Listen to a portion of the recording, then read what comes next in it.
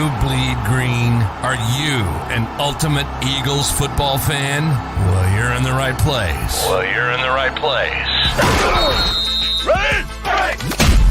This is Birds 365, hosted by the new Mac and Mac, Jody McDonald and John McMullen.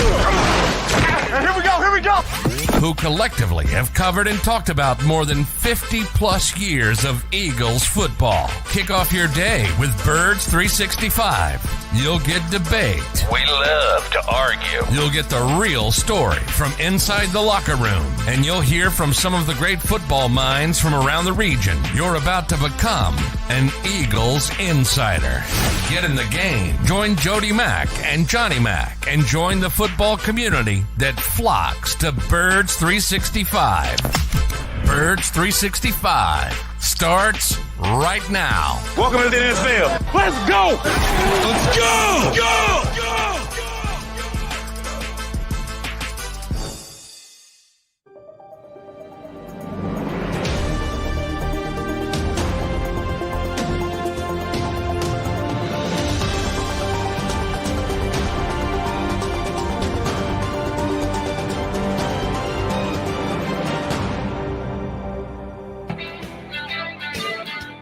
And a good Thursday morning, Birds fans. Thanks for streaming in. Mac and Mac guys, McMullen and McDonald here with you on Birds 365, a Phase 2 Thursday. We'll get the breakdown on what that means from my partner, John McMullen, in just a second. Show number 535. We just keep adding these up, and we're doing a countdown to a upcoming season in which the expectations will be pretty high on the Birds. You got a chance to hear from a couple of the Birds yesterday. They hinted at expectations, didn't come blatantly out and make any bold predictions. Couldn't weasel that one out of them, huh, John? Johnny Mac had Eagle player availability yesterday. Who said something that grabbed you the most? Yeah, you were asking me before we got it. To be honest, it was nondescript. Nobody jumped out. It was Devontae Smith, Jordan Mailata, Nakobe Dean, Josh Sweat. Now, if you know Devontae and Josh specifically, they're not going to give you much. So, I mean, they're very understated guys, very good players, by the way, but they're just, sort of run of the mill. Jordan, typically the best, the most comfortable. And that was the case again yesterday. But to me, and I kind of predicted this on the show. I got one right, Nakobe Dean. Because that's a signal. Devontae too. I had Devontae. You got two right yesterday. Not terrible.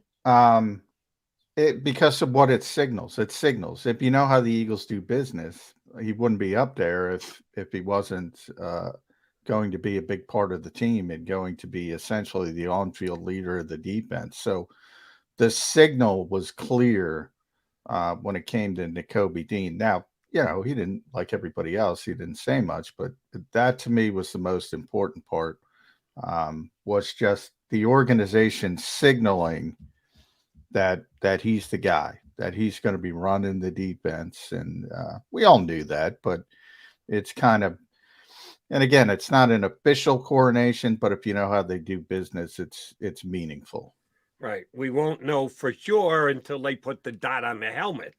And you and I both seem to agree that that's going to happen this year when they get on the field.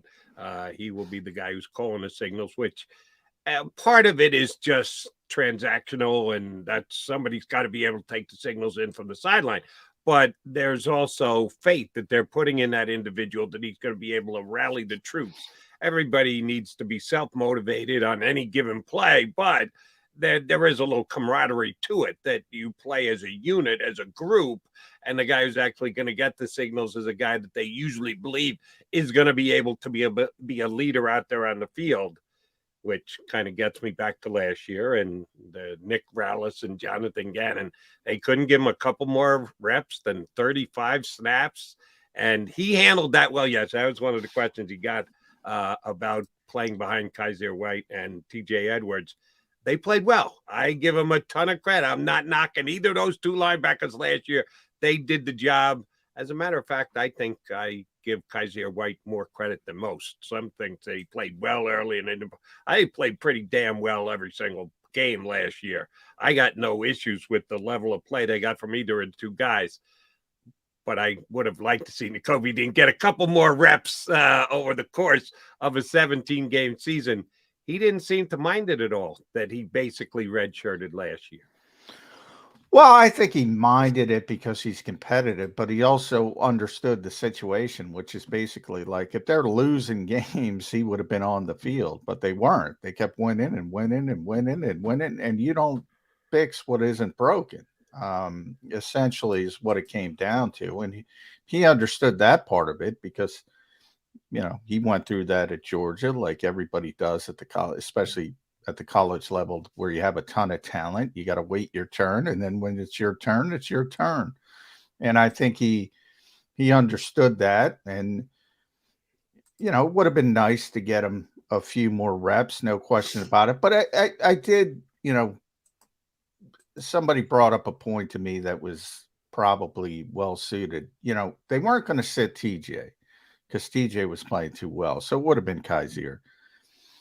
And he's going to play Mike linebacker. He's not going to play weak side linebacker. So, you know, if there was an injury or something of that nature, obviously he's your next best linebacker. You got to get him on the field.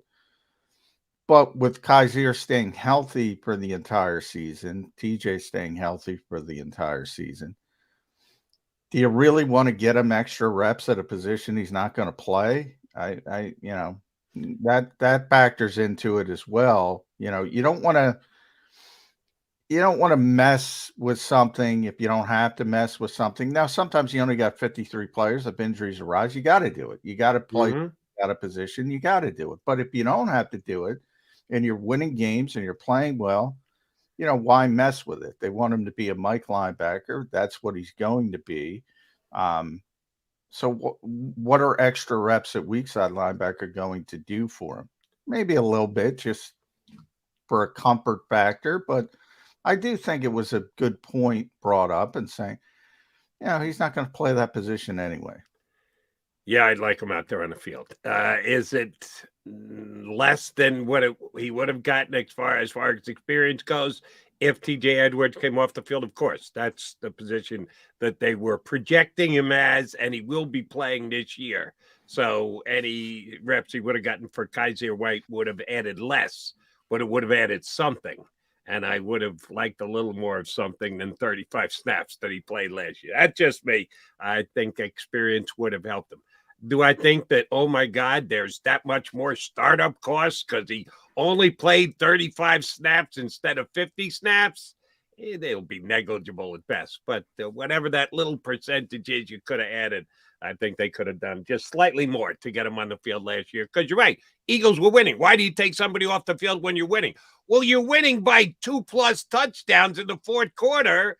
Yeah, you take them off the field. You're protecting them as much as anything else.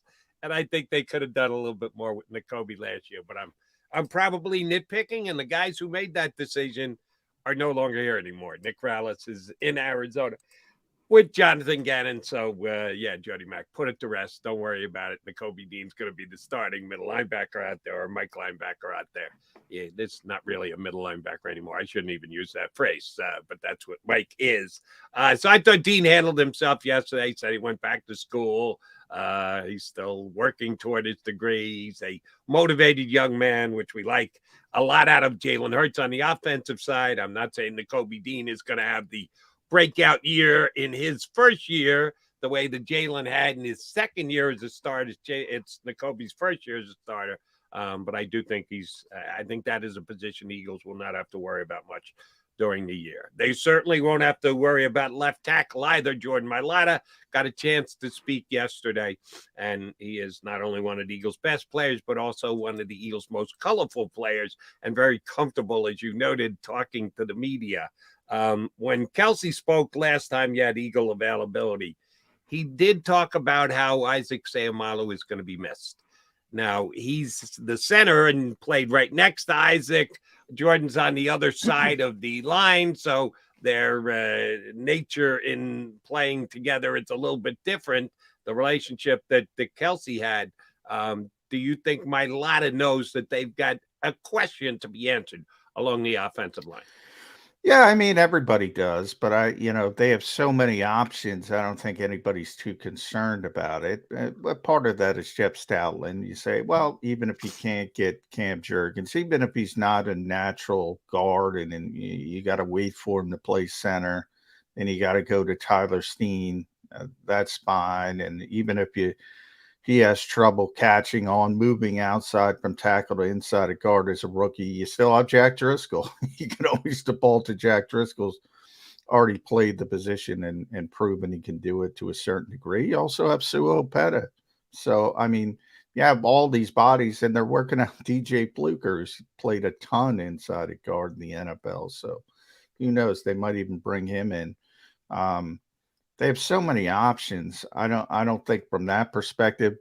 But yeah, from Jordan, I mean, remember Jordan at the beginning played next to Isaac. Isaac was a left guard before he got hurt, before he had the Lisfranc fracture. And then Landon Dickerson went over there and just took off, and then they moved him to right guard. So from his perspective, it's not as meaningful because him and Landon, thick as thieves on that left side, and they're just really good. I mean, you think about when Landon came in here, they didn't know each other. He's the best man at his wedding. He was talking about that. I mean, that's how close those two guys are. So, I mean, yeah, that's one where you just don't even worry about the left side of the Eagles' offensive line. But, yeah, replacing Isaac Seumalo, we've talked about. That's a bigger deal than people realize. Yeah, that's why I asked you the question. That's why I wondered what your read on Mailata was, that even though they're not side by side, he was a pretty damn important member of that Eagle offensive line. Yeah, and a well-respected one. I think he was far more well-respected inside the building than outside the building by fans and even media people.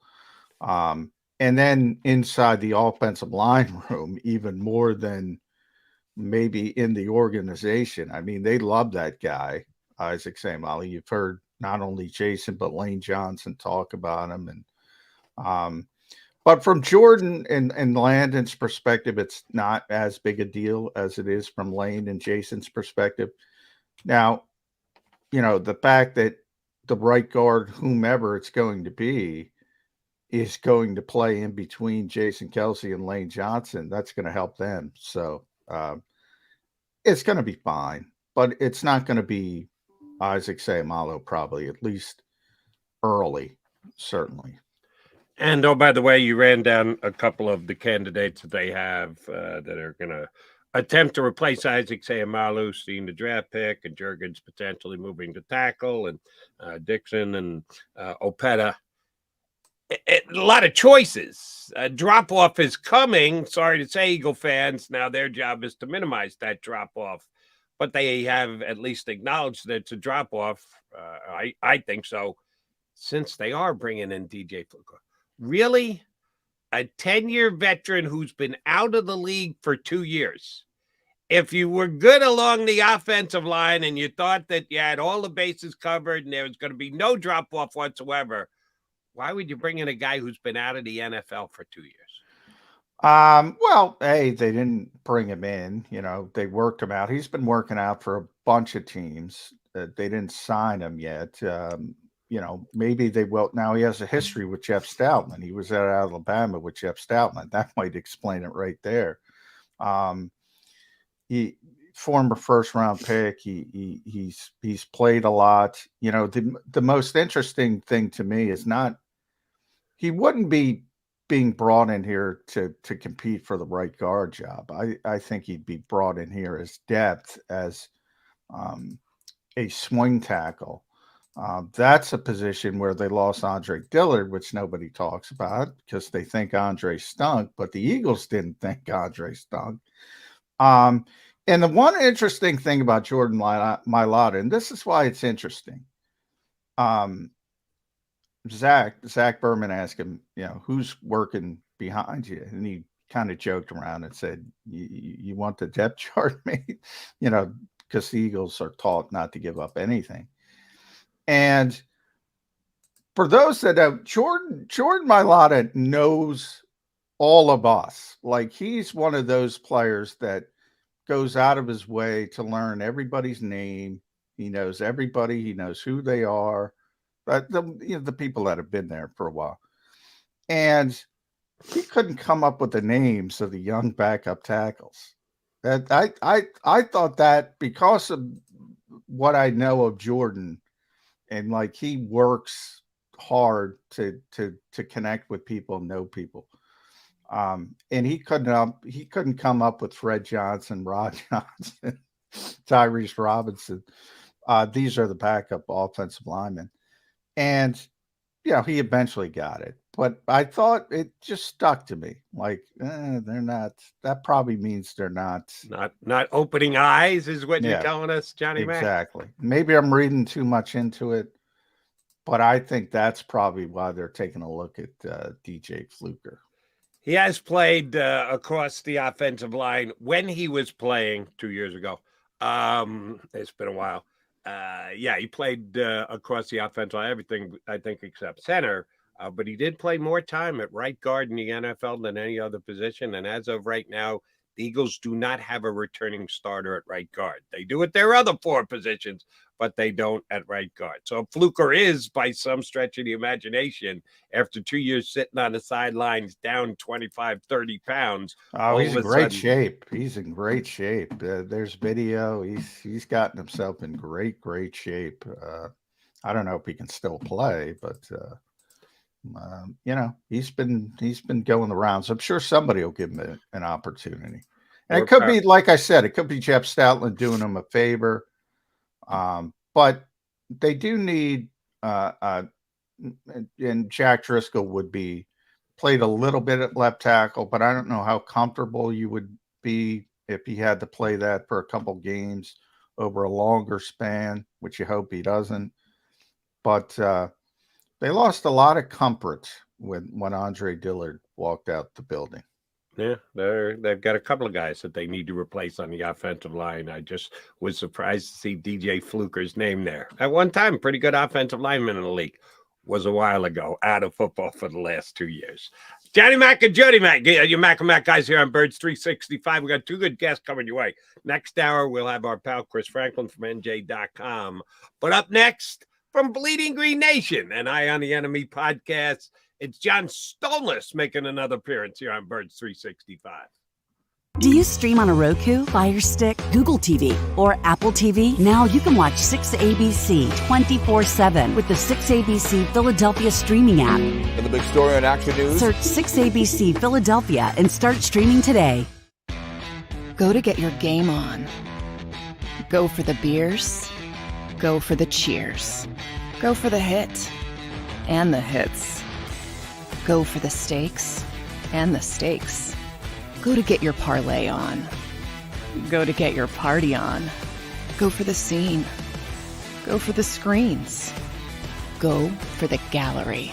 Go for the win. Go to Ocean. Visit theoceanac.com to plan your visit. The greatest fans on earth.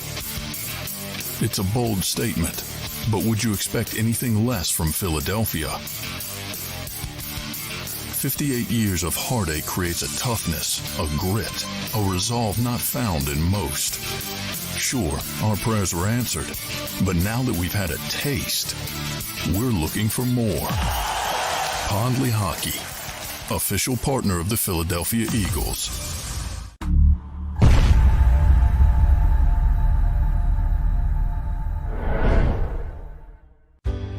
Go passionately.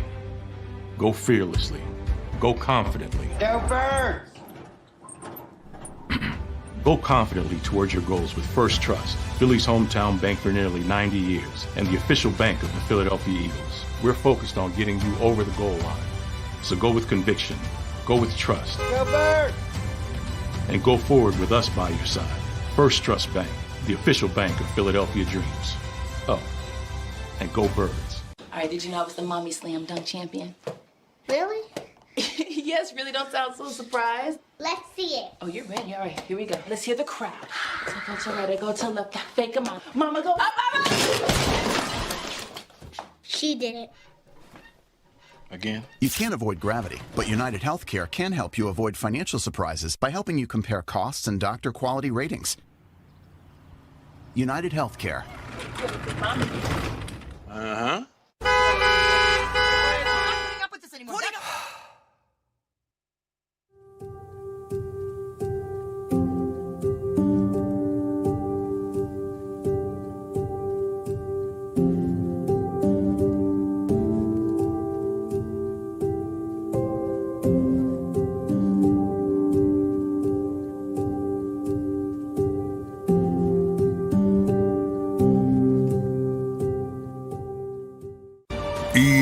EAGLES, Eagles.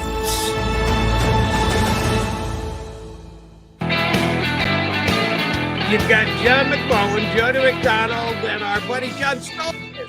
So jump aboard. You read him on Bleeding Green Nation. You check out his podcast, Eye on the Enemy, one of the better Eagle podcasts around there. JS, been a couple of weeks. How's your off season going? Going good so far. You know, we're taking it easy, dipping our toe into it so far, but, you know, making it happen.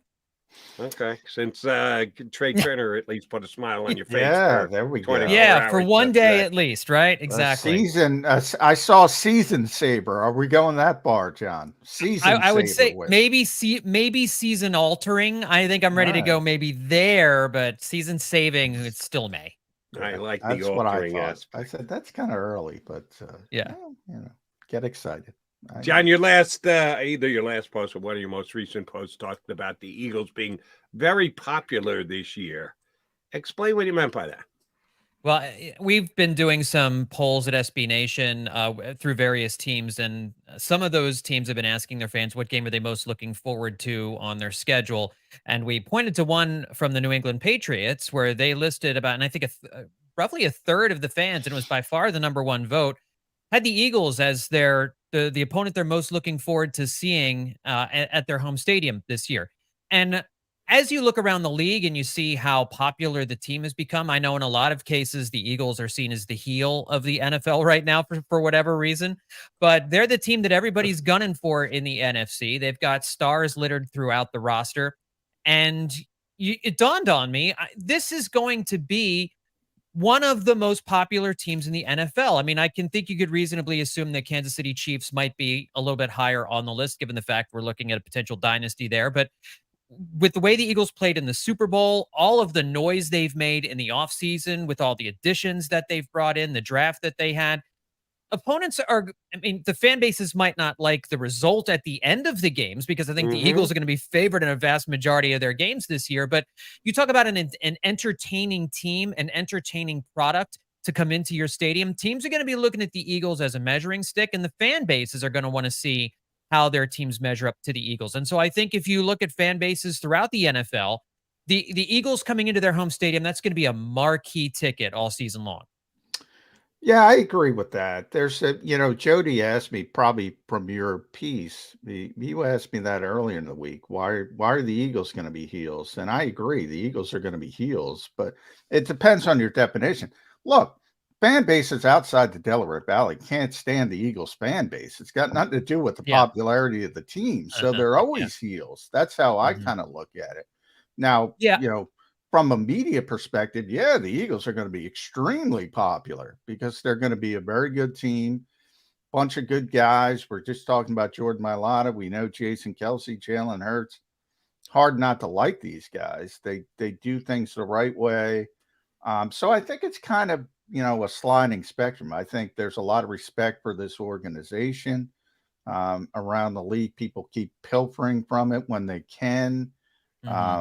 All of that stuff is good, but I think they're always heels, John. Always, but that has nothing to do with the team or the organization. No, but I think there's a sense that maybe Howie Roseman is getting a little overhyped. I think we saw some. Other GMs are jealous of that. Sure. But I will say the heel aspect of the Eagles, I think, is Nick Sirianni, because That's I think true. he rubbed a lot of other teams' fans the wrong way when the Eagles were running up those big scores against the Giants and 49ers, kind of preening to the camera a little Yeah. bit. We loved it, but I think a lot of the other fan bases didn't love that so much. And in the Super Bowl, when the Eagles thought that they were going to have that Devontae Smith catch overturned, and that it was going to, that he's waving for the Chiefs to come on down the field. And remember, Jalen Hurts had to kind of slap his hand down. It's like, would you stop? Kind of a thing. I think the idea here is that Nick Sirianni is playing into the heel aspect a little bit, and they're having fun with it. I think for the Eagles, it's fun, just like the Dallas Cowboys were the heels of the NFL By the way, John, so long. I forgot about that. That was straight. Yeah, I forgot about that. Now at the time, I'm like, the 24-year-old is more mature than the head coach. Oh yeah. Right. Yeah, you're right. Nick Sirianni, I think I mentioned that. Yeah, he's a heel, no question about it. Outside the Delaware Valley, but yeah, because I mean, yay. And by the way, I have no problem with it. I always say, when the NFL toggles back and forth between touchdown celebrations, I never care about touchdown. I'm like, stop it. If you're upset about it, stop it. Don't let them get in the end zone. That to me. So I have no problem with anybody celebrating success. But you're right. Nick rubs people the wrong way. And that's part of it. Yeah, that's definitely part of it. Well, overall, though, the team is very likable, I think. The players, a few here and there, but everybody's got a few. But when you talk about the core, again, the Jalen Hurts, the Kelce's, the Lane Johnsons, the Brandon Grahams, how do you not like those guys? Yeah, I mean, those guys are all very popular veterans, respected guys throughout the locker room. Jalen Hurts, everybody wants to play with Jalen Hurts. That's the thing around the league, is anytime you hear anybody say anything about Jalen Hurts. I mean, have you ever heard anyone say one negative thing about Jalen Hurts or Brandon Graham or Jason Kelce or all these guys that you mentioned? Not off the field. On the field, right. We all thought, because I get this every day, John, because I'm, evidently I'm the only one who said Jalen Hurts was not going to be a superstar quarterback. I can't believe you never believed, John. Please, can't believe it to this day. Everybody had that locked down. I'm so surprised. I missed it at the time, but in truth, there were about two of us that did, of which I'm one, and I had said superstar. There's Jody. But there was two like the draft pick. Everybody else hated it, but somehow, amazingly, after an MVP year, everyone loved it. Everybody knew he was going to be a superstar. Stop it. Yeah, I've never doubted it for 1 second in my life. Always loved the draft pick. Never. And by the way, somehow they have tied themselves in the pretzel to convince themselves that Howie was fleecing. He was fleecing us. He was fooling us. He always knew. That was all media driven, John, that the Eagles were kicking the tires on Deshaun Watson and Russell Wilson. This is all news to me, but I get it every day. Every day. Everybody knew Jalen Hurts was going to be a superstar. It's amazing. I thought it was going to be tougher to replace Andy Waddle, but all you got to do is take anybody from the band base and you get personnel geniuses all over the place. But I digress. The group as a whole is, as I said, very likable. But it all comes down to success. Let's be honest. They're good. That's why, that's part of the likability factor. If you start, and we brought it up a little bit with Nick Sirianni, you're not mugging for the camera if you're losing by 2 touchdowns. Brandon Graham is famous personality. He's smart enough to understand he's got to temper it if things aren't going well. We've seen it. He's been around so long. He's been on good teams. He's been on bad teams. So you have to act a certain way in a certain situation. But I think this team is very understanding, and I think it goes back to that core 4. How important is those guys? And I throw Fletcher Cox in there as well. And I think Fletcher might be more important this year than ever before because of Jalen Carter. But overall, how important is that core 4? I think they're very important. I think they provide a level of comfort and stability. Certainly for the coaching staff. I think you have a general idea what kind of production you're going to get from those guys. It may not be superstar level production anymore, but Brandon Graham certainly, his first career double-digit sack season. Um, it's kind of an interesting time for it to happen at this stage in his career. He's clearly still got something. All these guys, Lane Johnson is still the best, maybe offensive lineman in football. Jason Kelsey is still a top 3 center in football, if not the best. And so not only do they need those guys all on the field in a lot of cases, they just provide that stability to the locker room. And with all of these guys coming in from Georgia, you'd worry about the cliques forming in the in the locker room and all that stuff. And I don't think that's going to happen because these guys run the show. These guys run the locker room, and they're high integrity guys. They're guys who have won a Super Bowl before. They've been to a second one. They know what a team is supposed to do to get ready for a football season, to stay ready throughout the season. And I don't think you can underestimate how important it is when you're transitioning from one Super Bowl era to potentially another Super Bowl era, that you have these guys from the previous one to help the guys for maybe the next generation to build a career, and they can see how things are done. So I think it's really important that those guys all re-signed. And I don't know that any of them are going to be here after 2023. So this is a season where they need to do their mentoring, and the young guys can watch these guys, and hopefully they get one more ride to glory out of them. But it's really important that they're here. Knowing full well that I might be risking the ire of Eagle fans for pointing out that they're not great at every position on the field, let me sarcastically ask Nicholas Morrow, All Pro or just Pro Bowl? Because we know Nakobe Dean is stepping in as a rookie and going to be All Pro. So that's not even a question. But Nicholas Morrow, All Pro or Pro Bowl? Is it even fair to ask if the Eagles have a question, if not an issue at linebacker to start the season? Yeah, the linebacker position worries me. And it's something that's a position that's always worried me. I love linebacker play. I think we've seen that the most important aspect of the defense is certainly the line, getting to the quarterback and good cornerback play. But I really feel like if you have a playmaker at linebacker, you can do a lot of things. You can be really dangerous, especially in the middle of the field, which is where we saw teams attack the Eagles last year. When teams were successful going after the Eagles, it was in the middle of the defense. It was in the middle of the field, targeting the tight ends, going up against the Eagles linebackers. And I hope Nakobe Dean is ready to take that step and to be an impact player on the defense, but I'm not at all a believer in Nicholas Morrow. And I still believe that there's time to find something better, for something else to shake loose, for somebody to get released late in the offseason, or for a training camp trade to be made like we saw last year.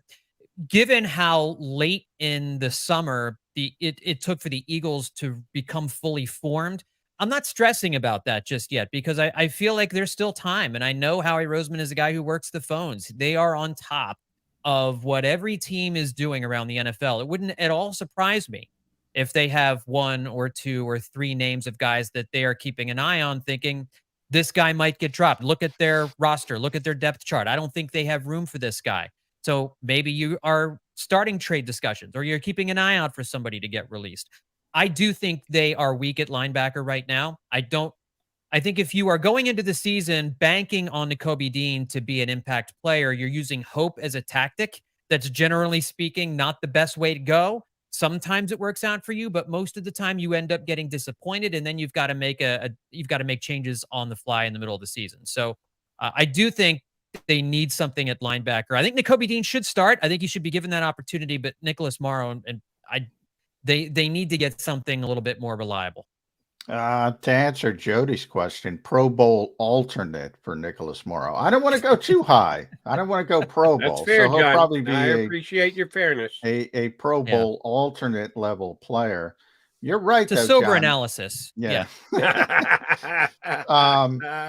Howie, that's a Howieism. Hope is not a strategy. So yeah, I'm with you. They have to, and I believe they will add something at linebacker.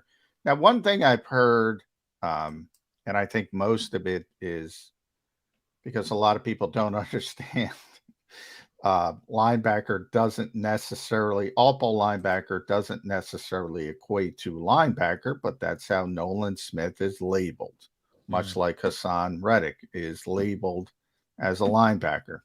the two positions couldn't be more different. They're a heck of a lot closer to what Josh Sweat and Brandon Graham do than what Nakobe Dean is going to do. However, when you do get down to 53, there are times because of injury, because of attrition. Jody and I were just talking about this with a different tact. You got to move guys around. It's happened with Avonte Maddox. The Eagles didn't want to move him to safety. They had to move him to safety because of injuries. If it pops up during the season, is Nolan Smith good enough, athletic enough, smart enough to play some off-ball linebacker? You know, it's funny. We talked about that a little bit when I was on with you guys right after the draft, and I know the Eagles had mentioned him. I think didn't Howie Roseman say something about him potentially playing a little bit of linebacker this year, and I think maybe they have him earmarked to do that. The scouting report on him is that he is an elite athlete, and so you would think that he would have that cover ability, that he could maybe cover a tight end coming out of the backfield or a running back for teams that still send running backs out into the pattern from out of the backfield, and so.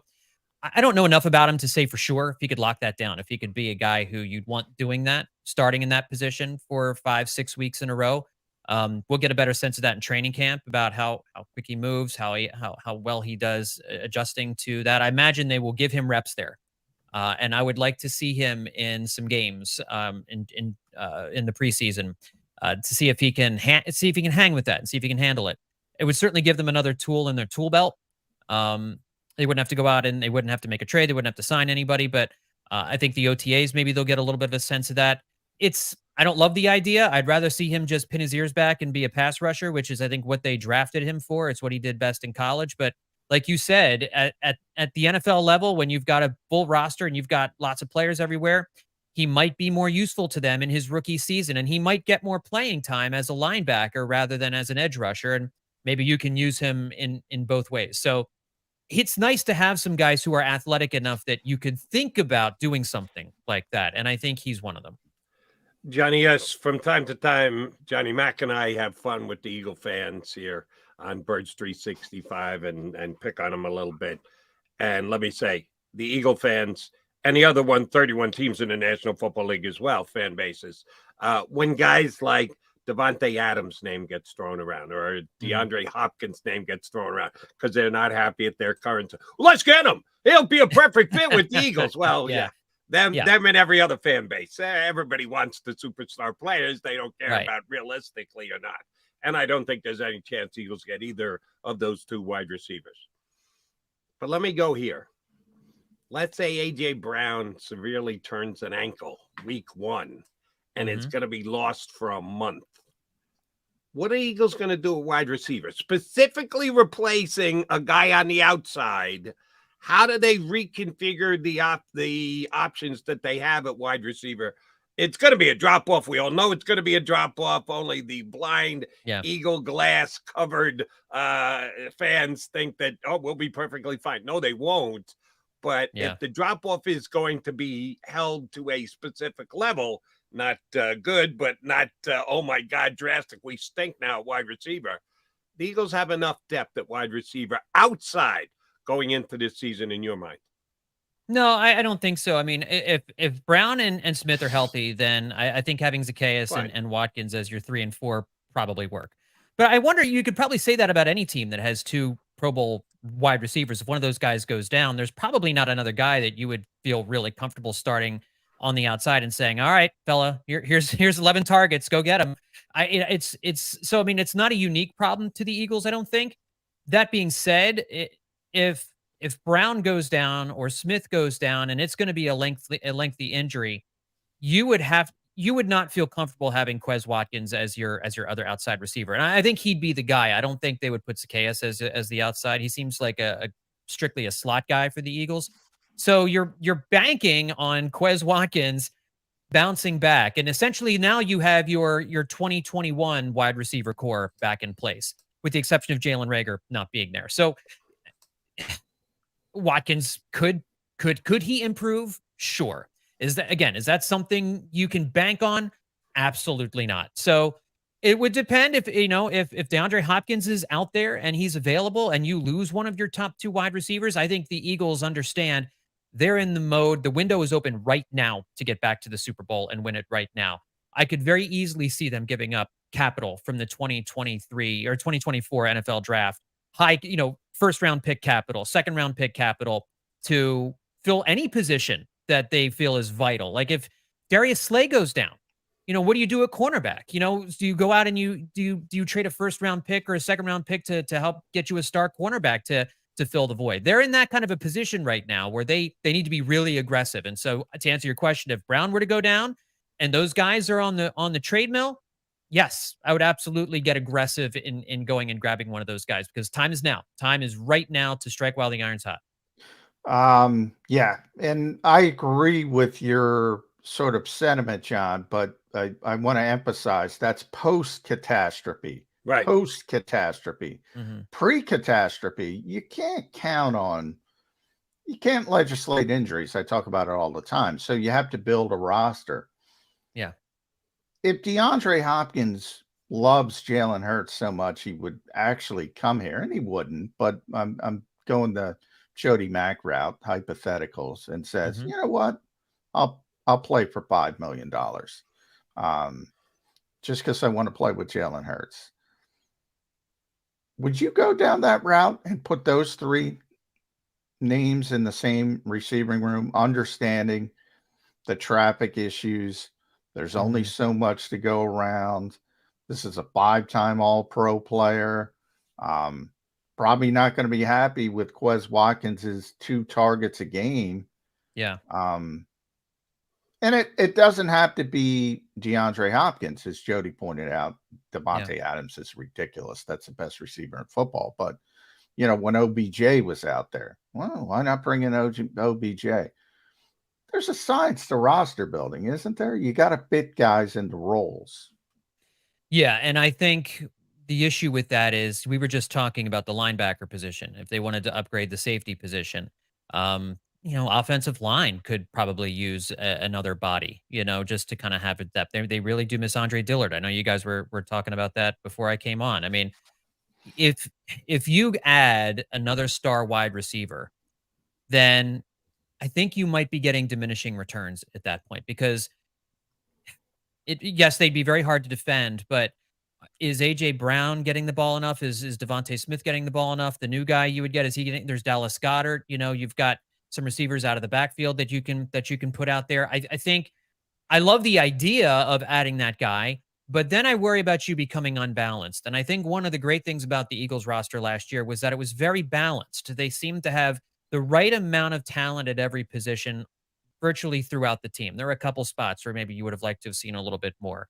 But I worry that if you go out and you even $5 million or whatever it is for a wide receiver, that's $5 million you don't have to spend to upgrade at linebacker.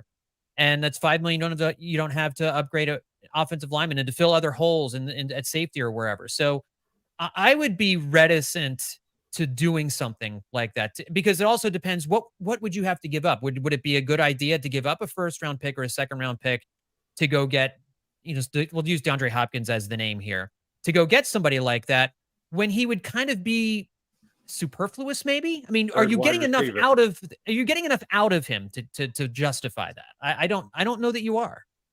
Agreed. All right. Although Michael Clay will not cop to this, Johnny told me this yesterday. He said, Jody, don't even try and run that by Michael Clay.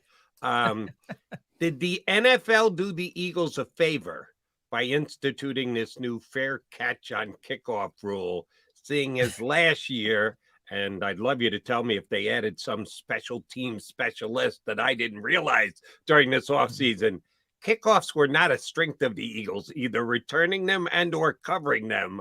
So it seems to me like the NFL did the Eagles a solid here by once again worrying tremendously about the health of the players in the National Football League, even though they're playing Thursday nights and every other day during the week and doing a lot of things that run in the face of worrying about the health of the players. But that's what they're hanging this new kickoff rule on.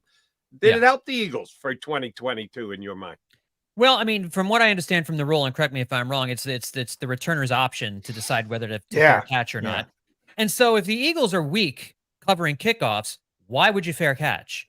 They could still return every kickoff the Eagles send their way. If it comes down to the 5-yard line, until the Eagles show they can stop somebody from returning kickoffs, I wouldn't fair catch kickoffs. I would keep running them back. I'd run them, because the Eagles had a real hard time getting guys inside the 25 last year. So yes, the option is there for teams to decide to just take a knee when they get the kickoff. And I think a lot of teams will utilize that for sure. But if you're facing a team that on film has trouble covering kickoffs, I wouldn't fair catch. I'd keep running that thing back. So I don't know if that's still a weakness for the Eagles. I don't think it's going to impact their ability to improve in special teams and in the kick return game, the kick coverage game, because they could continue to be bad at it, and teams could continue to exploit that weakness. Yeah. There's always unintended consequences, and you might start feeling a little bit haughty and say, you know what, let's mortar kick this. Let's pin them down inside the 25.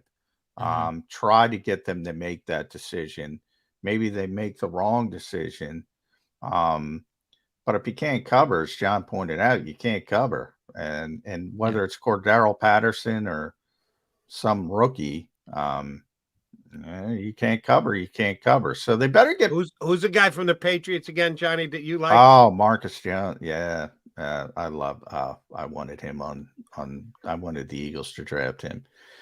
Tremendous returner. He'll get to see him week 1. Yeah. But overall, I want to talk about your reaction to that rule from the NFL's perspective, because every single, literally 32-0, every single one of them, special teams coordinator said, no, we shouldn't do this. Roger Goodell pushed it through. It's about legal indemnity more than anything else. Mm-hmm.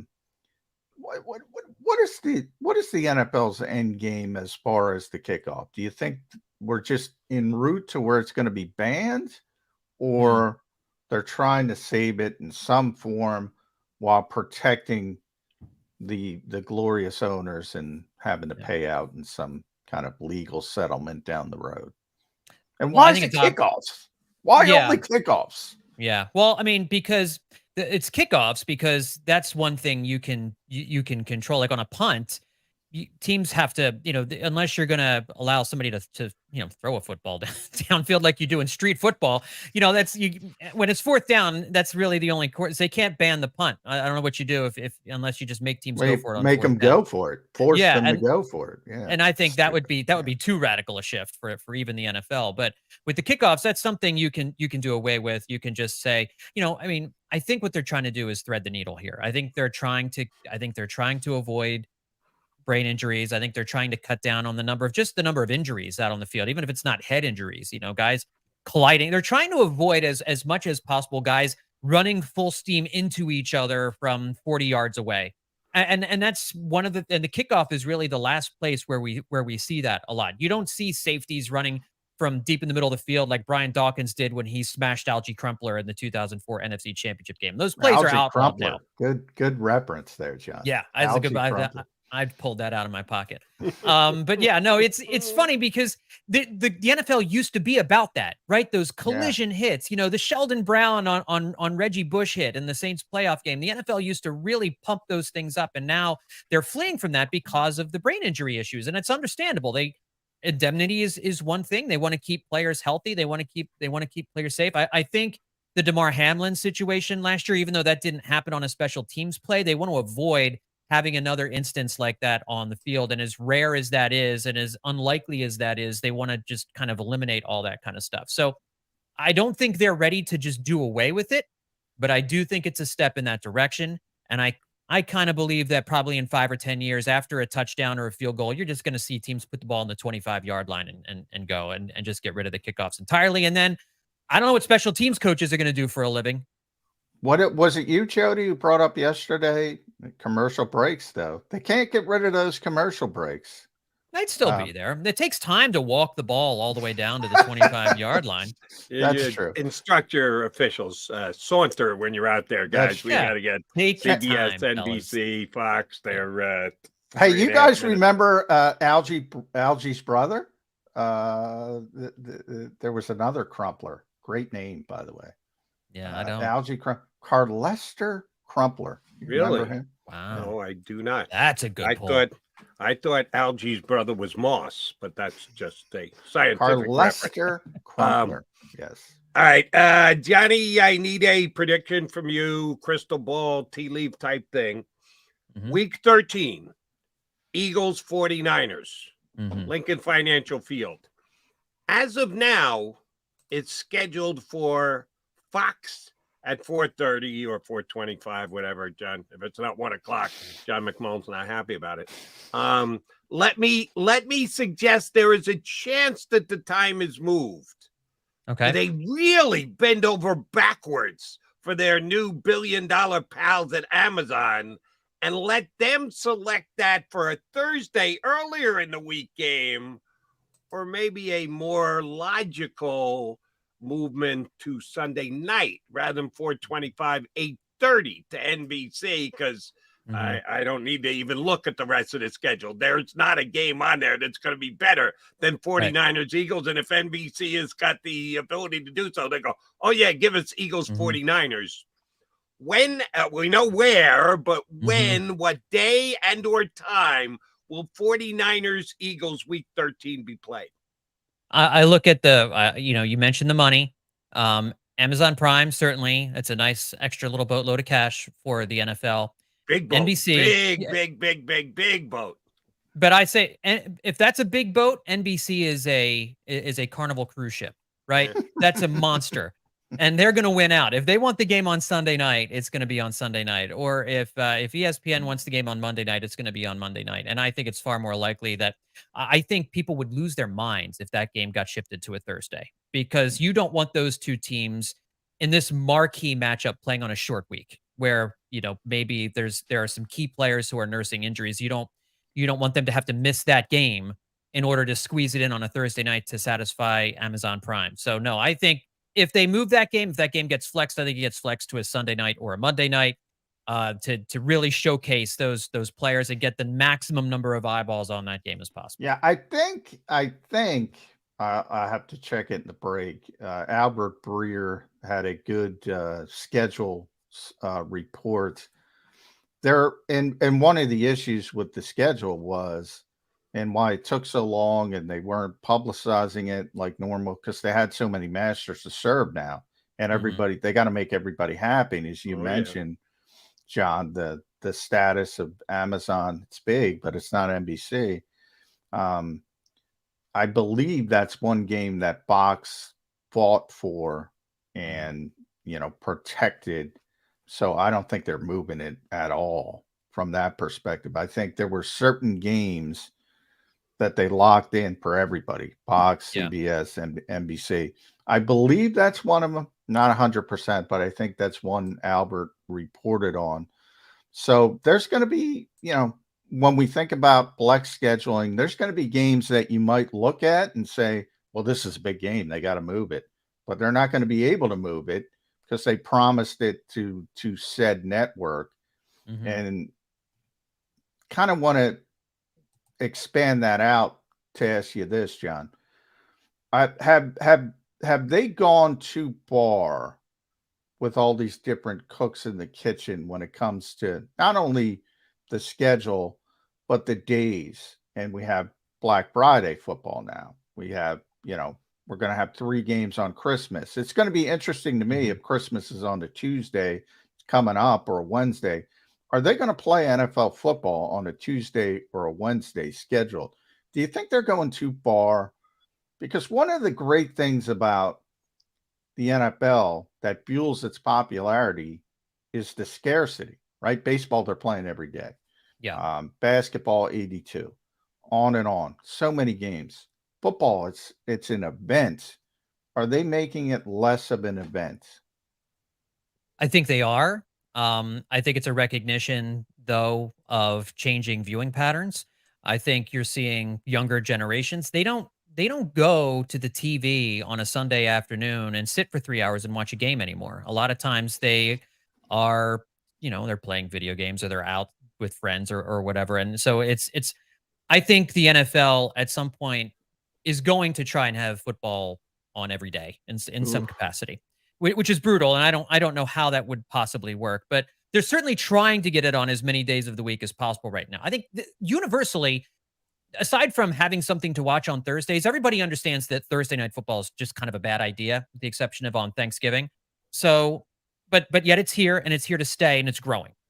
The Saturday games at the end of the year when college football goes away are awesome. I love those. I've always loved that. Some NFL on Saturday. That's a fantastic idea that should never go away. But like you mentioned, if Christmas is on a Tuesday or a Wednesday, they should not be playing football on Christmas or Christmas Eve unless it falls on a Sunday or a Monday. You know, I mean, maybe a Saturday. If Christmas falls on a Saturday, sure, you could put a Christmas game on Saturday as families around the TV. That's fine. But all of this stuff in the middle of the week, it just wrecks players. You hear players talk about it, and you guys know this. It's awful for players. They don't want to be playing on Thursday. They don't want to be playing on Friday. So I think they are trying to dip into these different markets, these different streaming services, understanding that people are catching sports in shorter bites on different platforms, on the go, on tablets, all these different kinds of things. And they're experimenting right now with a lot of different things. And, you know, we might not see Black Friday games after this if it doesn't work out, but everybody loves the NFL. Everybody's hungry for the NFL and they want it all the time. And so the NFL is simply trying to give the audience what they want. And I miss the specialness of Sundays, of football being on Sundays and that being the day, but I think we've passed the point of no return on that. All right, last one for me, John, and this is under the umbrella of SB Nation. Your bud and ours, BLG, likes to tap into a couple of the other sites every once in a while, and he went to Blogging the Boys, and just Haney's got a post about Carson Wentz potentially signing with the Dallas Cowboys. Oh, yeah. Come on, that's disrespect to Cooper Rush. I'm sorry. Why are we even going there? Cooper Rush did a nice job filling in with that for them last year until he had to play the Eagles. That was a problem for Cooper. But Carson to the Cowboys. Can you see it? I can't. No. I mean, after all those years of Carson versus Dak, right? Are we gonna have now Carson submits to Dak? Randall Cunningham did end up with a star in his helmet. He did, but here's the thing, though. I think you're right about Cooper Rush. When you're looking for a backup quarterback, what you want is a guy who's not going to make waves, right? You want a capable quarterback who can come in and win 3 or 4 games for you, 5 games for you, win like 3 out of 5, just to kind of get you through a rough patch when your starting quarterback is out. And I don't know what people still see in Carson Wentz that makes them think he can even be an effective backup quarterback. I mean, maybe against a bad defense, Carson can come in and do some things. But when you're a team like the Dallas Cowboys and you have in Cooper Rush a guy who was good last year when Dak was out, he won games. He won. He started 5-0. Is that what it was? Yeah. I mean, I forget. Yeah. So I don't understand. It wouldn't make any sense to me. Like, don't rock the boat. Because Carson says he's ready for a reduced role, or seems to be indicating he's ready for a reduced role. Nobody's starting. He's not going to be a starting quarterback. So, but it makes more sense for him to go to a team where he could slide into a starting spot if a quarterback struggles. So he should be eyeing teams that have quarterback issues, that have a lot of uncertainty at the quarterback position, and go sign there if he can find a team that wants to do that. And aside from Jerry Jones just seeing a bright, shiny object and deciding, oh, maybe we can fix Carson Wentz, I don't see it making any sense for him to go to Dallas. I wouldn't care as an Eagles fan. I've kind of washed my hands of the Carson Wentz era. He was great for a time while he was here. And if he plays for Dallas, it's not going to bother me at all. But it doesn't make sense logically from a production standpoint. Yeah. The best part of that post, hat tip to BLG, got the Carson picture and Washington talking to Jason Peters with the Cowboys jersey on. So well done. Yeah. From BLG. At John Stolness, make sure you follow John on Twitter. Does a tremendous job at Bleeding Green Nation. The Good Fights. Eye on the Enemy podcast. Billy Penn now. Is that new? Yeah. Did I just is that new? Tell us about that. Yeah, so the Phillies podcast I do, Hittin' Season, we've teamed up with WHYY and Billy Penn. Billy Penn is hosting our Phillies podcasts now. So nice. Yeah. So BillyPenn.com/Hittin' Season is our landing page there, and all of our Phillies podcasts are right there. Awesome. Johnny, great stuff. Always good to catch up with you, bud. Continue to enjoy your off season. We'll be getting you back on in a couple of weeks. Thanks, bud. You bet. Anytime, guys. Thanks, John Stolness, Bleeding Green Nation, and Eye on the Enemy podcast. All right, Johnny Mac, Jody Mac, still got an hour left to play. Chris Franklin of NJ.com about 20 minutes from now. Stay right here.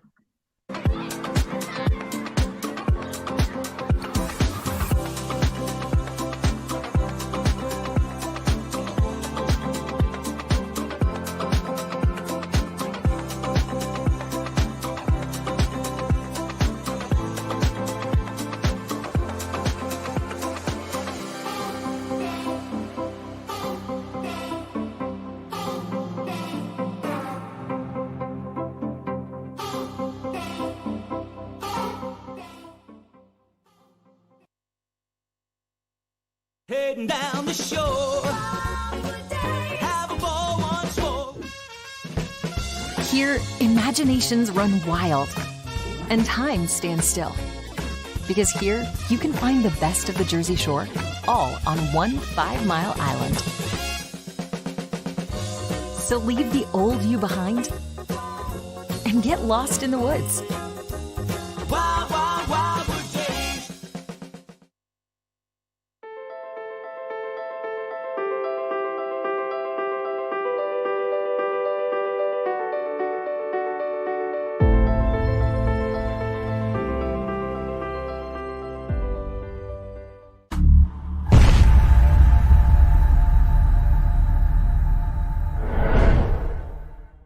Score and save in southeastern PA and Delaware with Colony Pools this football season, and let the experts close your pool with a custom Merlin safety cover in green for the birds. And if you join our Winter Watch team, we'll give you another 20% off, and Colony Pools will handle it all. Keep your tiles on your pool, not in your pool. Fly with Colony right now, birds fans. Visit flywithcolony.com. Hi everybody, my name's Jason Lombardi. I'm an inspector at DryTech. At DryTech we offer 3 major services, the first one being basement waterproofing.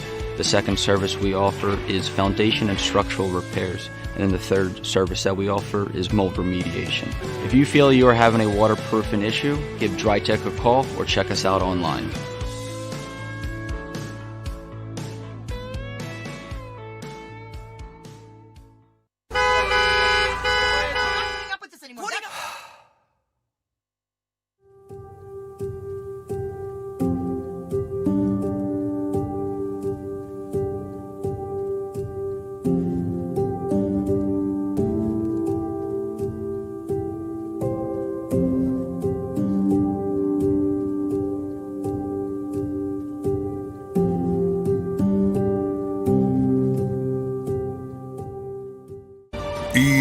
EAGLES, Eagles.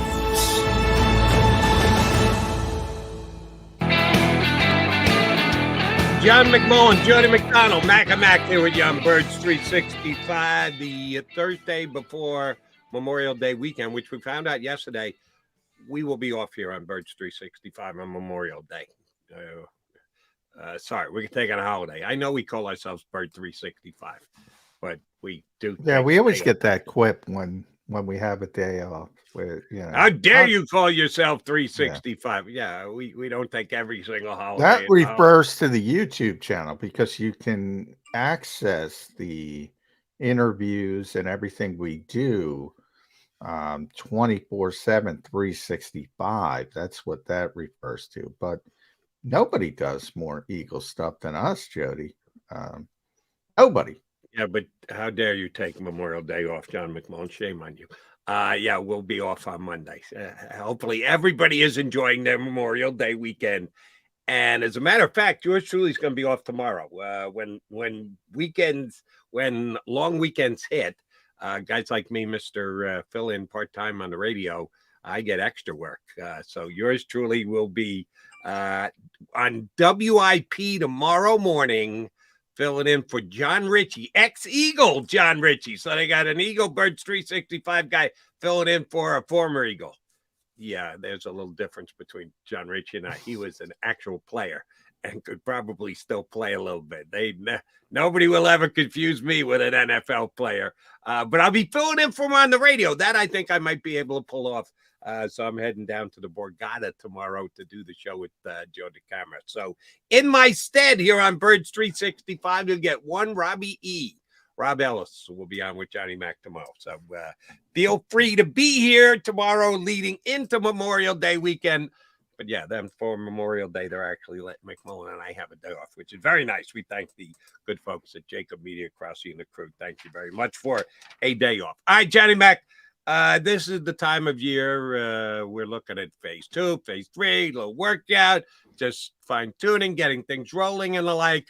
But it is a time of lists as well and rankings. And disrespect season. Call it what you want. Yeah, oftentimes that is the case.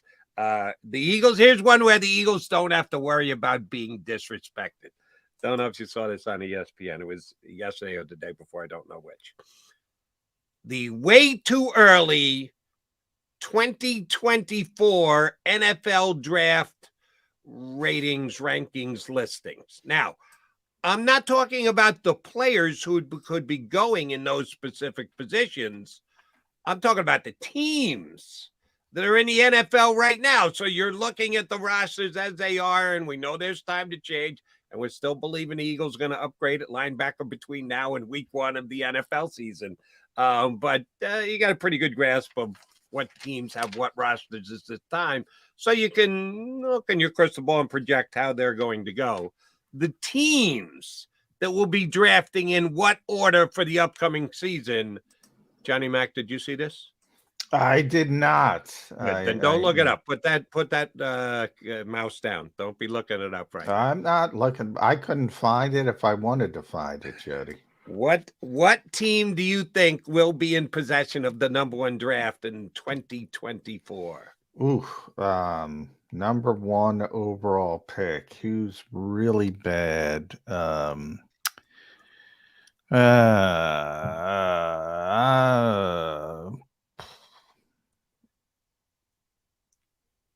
I mean, come on, say it. You know who it is. I don't know who it is. You do know who it is. It might pain you to say it, but you know who it is. Really? I don't know where you're going. I'm thinking. I'm trying to think of the Eagles' schedule and who the 2 teams. Oh, the Eagles are playing this team. Oh, all right. Arizona. That would be correct. Your boy, Jonathan Gannon, first-year head coach of the Arizona Cardinals, will have the worst record in the National Football League. Yeah, that's possible. Tampa Bay. That's incredible disrespect to Kyler Murray. But we don't know when Kyler's going to be back. Right.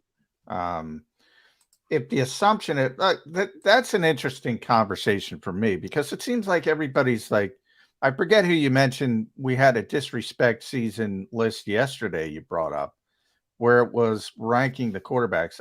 PFF, Sam Munson's list. On his 7th.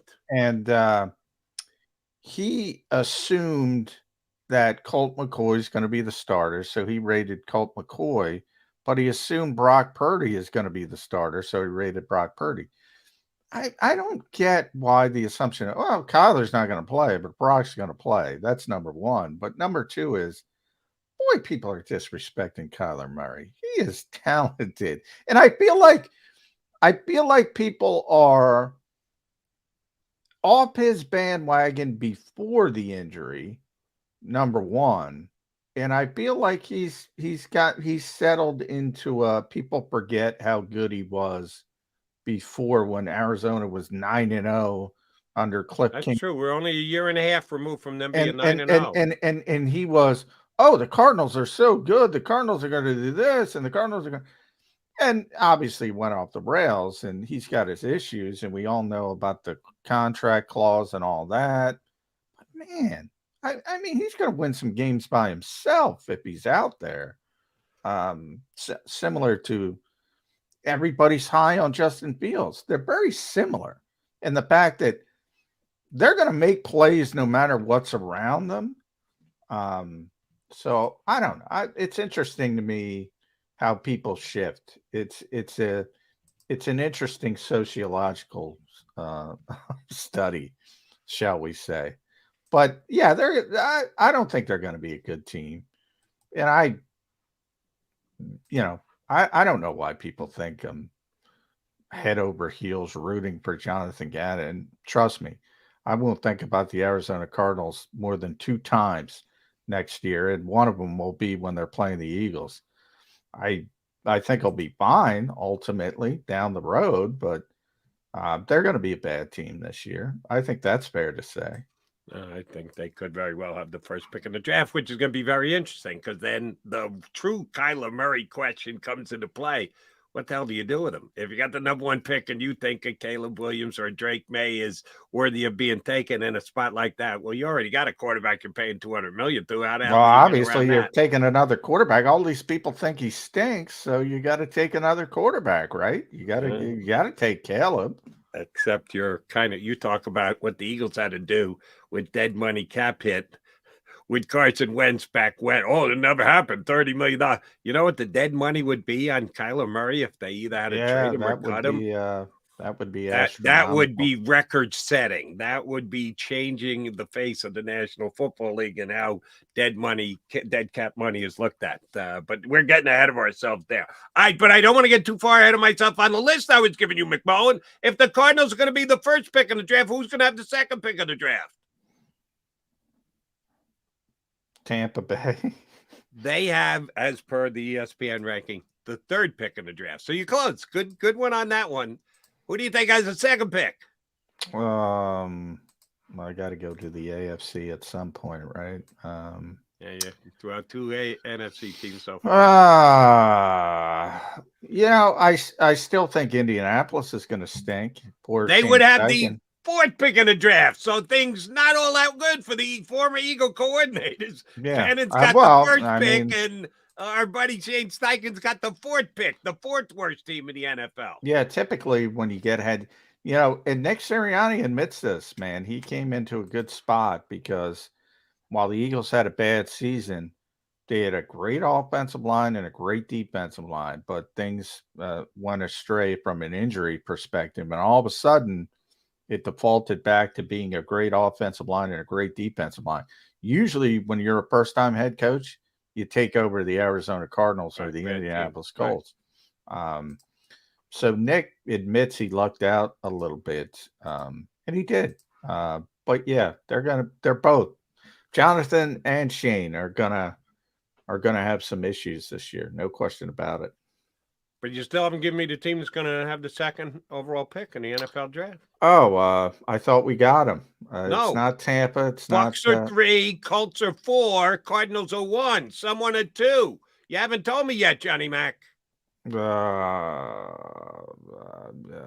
Chicago's still going to stink. Trying to think of the stinky teams. They would be number 10. 10. Much improvement from the Bears from 1 to 10. Yeah, they still stink. Atlanta still stinks. Falcons, they don't even have in the top 10. They think Falcons are going to be outside the top 10 picks. God, yeah. Who is this, by the way? Do we know? ESPN. I forget who it was. Like you corrected me yesterday for labeling the quarterback rankings for Pro Football Focus, which is hey, no, it's one guy who's doing it. Damn it, I forget who the ESPN guy was, who they asked to do it. Tennessee stinks. Did they throw them in? Tennessee is, in the top 10. They got them at number 7. Yeah, I'm trying to, at number 6. Stinks. Wow. Tennessee's I could see some I could see some Washington hate because of Sam Howell.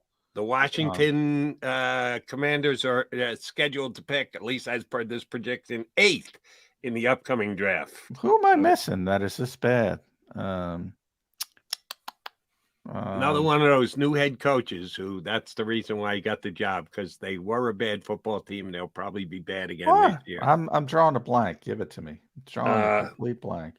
Here's the funny part about it. The Arizona Cardinals will have the first pick in the draft, and according to this prediction, the Arizona Cardinals will have the second pick in the draft. because they've got the Houston Texans first Oh, round oh select. yeah, Houston. I should have. Yeah. So Houston's the always- Cardinals would have the first pick in the draft and the second pick in the draft because they traded down last year to let Houston move up and get higher in this past draft.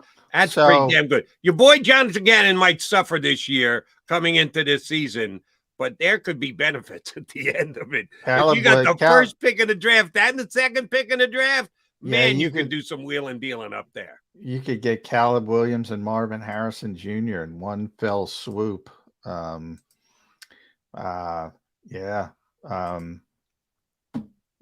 Houston's still going to be bad. It's interesting. But that's why they call those things way too early drafts. I mean, right. Somebody's going to be better than we expect. Somebody's going to be worse than we expect. And then when you're in season, you have this new breed of GMs that's going to tank to get the top picks or do their best to tank to get the top picks. So, but yeah, I don't have a problem. Those are the bad teams: Arizona, Indy, Houston, Tampa. Who else I mentioned? There's Tennessee. one you forgot. You got a bunch of them. I'll Tennessee, give them to you in Chicago. order. Cardinals 1, Cardinals 2, because that would be the Texans pick. Bucks 3, Colts 4, the Rams. I forgot the Rams. Yeah, the Rams in the NFL. Yeah. Titans 6. Here's one. The Pack, 7th worst team in the National Football League. Yeah, I don't think the Packers are going to be as bad as people think. I that's just a hunch. I have a lot of respect for that organization. I don't think they're going to be as bad as people. I don't think they're going to be good. But I think they're going to be 500-ish. You can't be 500 now, but 8, 9, somewhere in that range. You think they could win 8 games? Yeah. That apparently the ESPN ranker did not. Pack. Who am I missing? Oh, Washington. You correctly named. Raiders. Not a lot of Jimmy G love. Raiders. Well, I don't like Jimmy G. I don't like Jimmy G or Josh McDaniels, but I think they have enough talent to where they'll be in that 8 win range, somewhere in that range. I don't think they'll be terrible. Raiders 9th and Bears 10th, which is improvement because the Bears were, of course, the number 1 drafting team this year. They traded out of it, but twice because the Texans won that late game, they got the number 2 pick. Poor Ryan Pace. I've criticized Ryan Pace a lot, as you know, but and I'm probably too harsh on him. But that poor guy's running away from Jalen Carter. Think about that. He runs away, gives up the first round, and then he's there at 9. And he's got to do it again. He's got to run away from the best player in the draft because he doesn't have the case. Oh, they got him at 10. They ended up picking at 10 because they traded down from 9. No, that's what I'm saying. He had to run away from him twice. He thought he got away from him by trading out of 1 to 9, but he was there at 9, and he had to run away from him again. And he's going to be, I predict, and this is my prediction, that's all it is. And for all the people that say, I hate on the Eagles, I think Jalen Carter is going to be a star, a full-fledged star. And they had to run away from him twice. So you are suggesting that Jalen Carter has no off-field issues? I'm not saying he doesn't have. Well, if he's going to be a star, then he's got no issues. If his star is tainted because he's suspended or isn't ready to play or whatever, that's not a star in my estimation, Johnny Mac. You gotta be on the field to be a star. Obviously, if he's not on the field, yes, it's a projection that he's going to mature a little bit.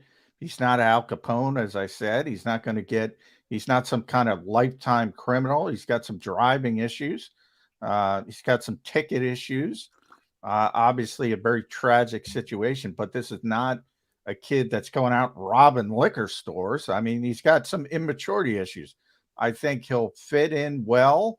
I think he's got a good support system here. I think he'll grow up a little bit, and I think he's going to be a star. But Ryan Pace couldn't take him, and I give him credit for admitting it. He admitted it basically right, on the radio. See, that's why I asked the question the way I asked it. The way you laid it out there made it sound like Ryan Pace doesn't think he can play. Oh, I think he knows full well. He knows but he can has play. Issues. Oh, he didn't want to risk the fact that the guy has potential issues off the field. Oh yeah, he's not an idiot. He knows he can play. He knows he can play. In fact, I talked to a couple people from Chicago that said flat out that he was their best player on the board, but they couldn't take him.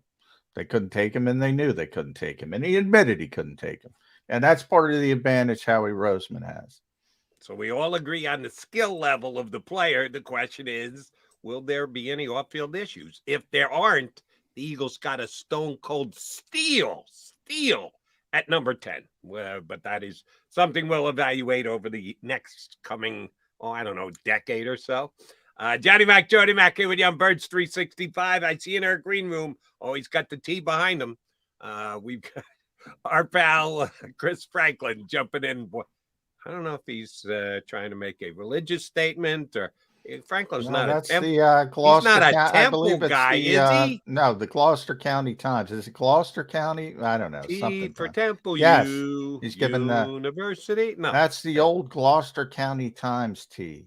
Gloucester County Times. We're into the Gloucester County Times newsroom with Chris Franklin next here on Birds 365. Weather forecasting is a team game. We rely on each other every day, updating the models and passing along new critical information. We have a team of 5 experienced meteorologists and a specialized weather producer, Paul. Say hi, Paul.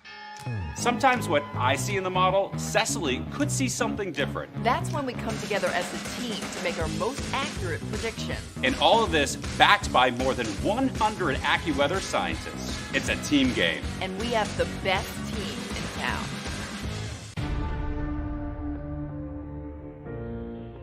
When it comes to the fight against insurance companies, large corporations, and the healthcare industry, injured victims are always the underdog. But that doesn't worry us. At Messa & Associates, we're an injury law firm from Philadelphia, and we come to fight. Our clients know that they've got representation with a chip on its shoulder, and it's the same chip that makes Philly the toughest city in the country. Call 215-568-3500 or visit us online at messalaw.com. Messa & Associates, the toughest injury firm in Philadelphia. Go to get your game on. Go for the beers. Go for the cheers. Go for the hit and the hits. Go for the stakes and the stakes. Go to get your parlay on. Go to get your party on. Go for the scene. Go for the screens. Go for the gallery. Go for the win. Go to Ocean. Visit theoceanac.com to plan your visit.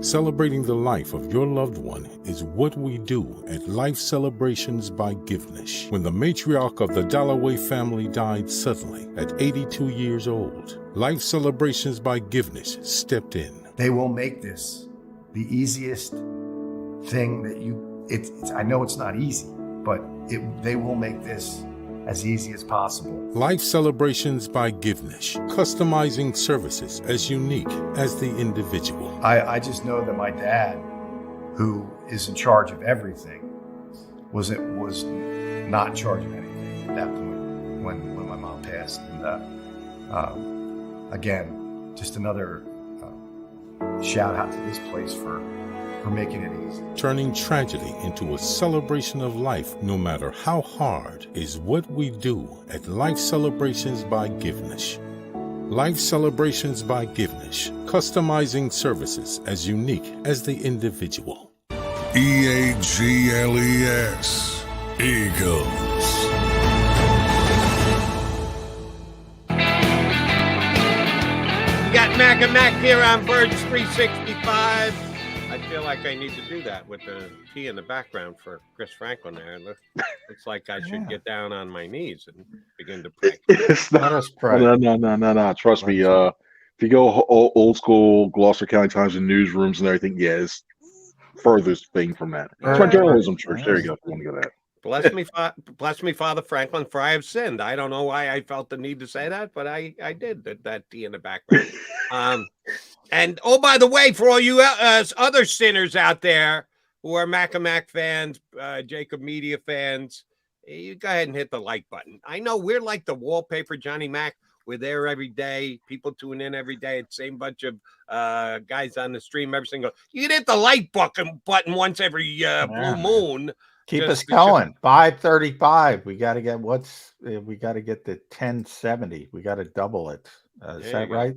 I got to do the show math. number 535, which means it's a Chris Franklin day. How's your off season been, Franklin? It's been pretty good. I've actually slowed down a little bit. It's weird because I'm usually so forced like every single day, like putting stuff out, and I was like, wow, I'm like doing 2-3 things here and getting a chance to see more of the overview of the team and relax a little bit. It's weird. Yeah, breathe. You get to breathe a little bit. Not too much though, Chris Franklin. We got some players yesterday, but before I get to that, I want to bring up DJ Pluker coming in for a workout. Maybe I'm making too much out of this, but when Jordan Mailata, Jordan, he knows all of our names, Chris. He goes out of his way to sort of connect with the people that are there. And I believe it was Zach who asked him the question about the backup tackles. And he kind of joked around and he smiled and he said, you want the depth chart, mate? And then he said he had a tough time remembering the name of poor Fred Johnson and Roderick Johnson and Tyrese Robinson. Did I make too much out of that? Or I'm saying, man, maybe the Eagles want to upgrade at Andre Dillard, a bigger loss than maybe people realize. I think they could use a swing tackle because we saw, and to me, I think Jack Driscoll's more of a right tackle than a left tackle. Yeah. So if something ever happens with Jordan again, I think they need a solution. It wouldn't hurt to have him on standby, especially like since you can use those practice squad spots for veteran guys. I think they're going to give like the guys like Fred, Roderick. One guy I like who's an undrafted free agent, Chim Okorafor from Benedict College. Thank you. I'm sorry. But when you look at him, like it's a small school, an AIA school. But when seeing his tape, limited tape you seen him, was like, dude, he's physical and he's got that nasty edge they like too. So I wouldn't be surprised they give those guys a look first, and then they got the kid from Louisville, is it too? Who's a good athlete? Yeah, I forget his name. Yeah, Trevor Reed. Yeah, he was one of that one too. He got more than Okorafor. I think he got more money than Okorafor. So especially playing big time, he's more of an established name. But yeah, it wouldn't hurt to have a veteran presence just in case something does happen. And I wouldn't be surprised if he's brought in a training camp. They see what he's like, and he's put in like as a veteran practice squad, or maybe on one of the last guys on the roster. This question is for either of you two guys. Chris, if you know it, please give us the answer. What are they doing this week in phase 2? I guess we could get an updated number on how many pounds Jalen Hurts can bench press with his legs. But is it all just weight room stuff? Is it any film work included? We know it's no on-field stuff. That doesn't start till Tuesday because the Eagles are starting a week later. What are they all doing in there this week? There's some meetings going on. I know we got to know that firsthand yesterday. We had to leave out, but yeah, they're meeting. They're starting to. I think you're starting to see lay the groundwork, especially for these two new coordinators. They're laying the groundwork for what they expect, how they want certain routes run, what concepts and stuff like that. Some indie work going on. They're working on the side. They're on the field, Jody. Yeah. In phase 2, phase 1, they're not on the field. Phase 2, every day the Eagles put out a slow motion video of Jalen Hurts throwing to AJ Brown, and it looks tremendous. By the way, but they're out there, as Chris mentioned, doing some individual stuff, just throwing to each other. No team drills though. Right. Like the Patriots and getting docked OTAs. Doing every year somebody does more than they're supposed to do and gets penalized. The Patriots got evidently 2 OTAs taken away from them because they're doing too much work. The Eagles, on the other hand, Chris, they backed it up a week. I don't know. I mean, they played in the Super Bowl, so it was a long season. But they're not having a mandatory minicamp again. They've never had one in the Nick Sirianni era. It's hard to criticize them because it worked, right? Yeah. They made the Super Bowl. Any concern? They don't do much work. They're worried about soft tissue injury, soft tissue this, soft tissue that. Doesn't matter at all. Going in, I'm still somewhat of an old school guy in the mentality of that, but you can't knock it. If it's working, you can't knock changing it up right now, because the fact that you had all these guys for the most part survive the season and coming back, and you had all your major guys toward the end of the play for to make that playoff run, it helped out a lot. So does the old football me love to see the hard nosed grind thing? Yeah, because it's more football, it's more true to the old sense of ways. But in fact, to see the new school and the science and everything that's also showing, you're like, hey, you know what? It's working. So you want to have another run, especially as you mentioned, they had that long run. They went to the Super Bowl. That quick turnaround before everything started again. Give them some time off and give some time off, or not be as taxed, and let them go from there. All right, Brian Johnson was here last year. He wasn't the offense coordinator. He was the quarterback coach, but he was certainly in the building and part of the team that built the offensive game plan week in, week out, led by Sirianni, called by Shane Steichen. Sean Desai was not here before. Now, those who you've been able to hear from, the guys you gave availability to, seem to be singing his praises pretty well. But I'm sure there were some guys on the team who were a fan of Jonathan Gannon's. Any chance that any of these veterans go, what is this Desai guy thinking? We had a good thing going here, and he's actually tinkering with it and doing things differently. Any chance that there isn't everybody on the same page on the defense going into this season, Chris? I think there's always a chance for that, but for everybody I've talked to, it seems like they all like him. They all like Desai's intelligence.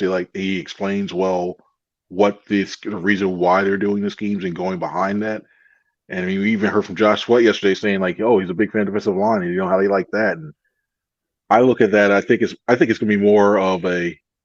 I wouldn't be surprised if Desai goes earlier on, talking to the vets, seeing what they like, having possibly heard what happened early on in Gannon's tenure, when he came with Fletcher Cox and him. I wouldn't be surprised if he tries to go out and try to cut that off in the past before he becomes the issue.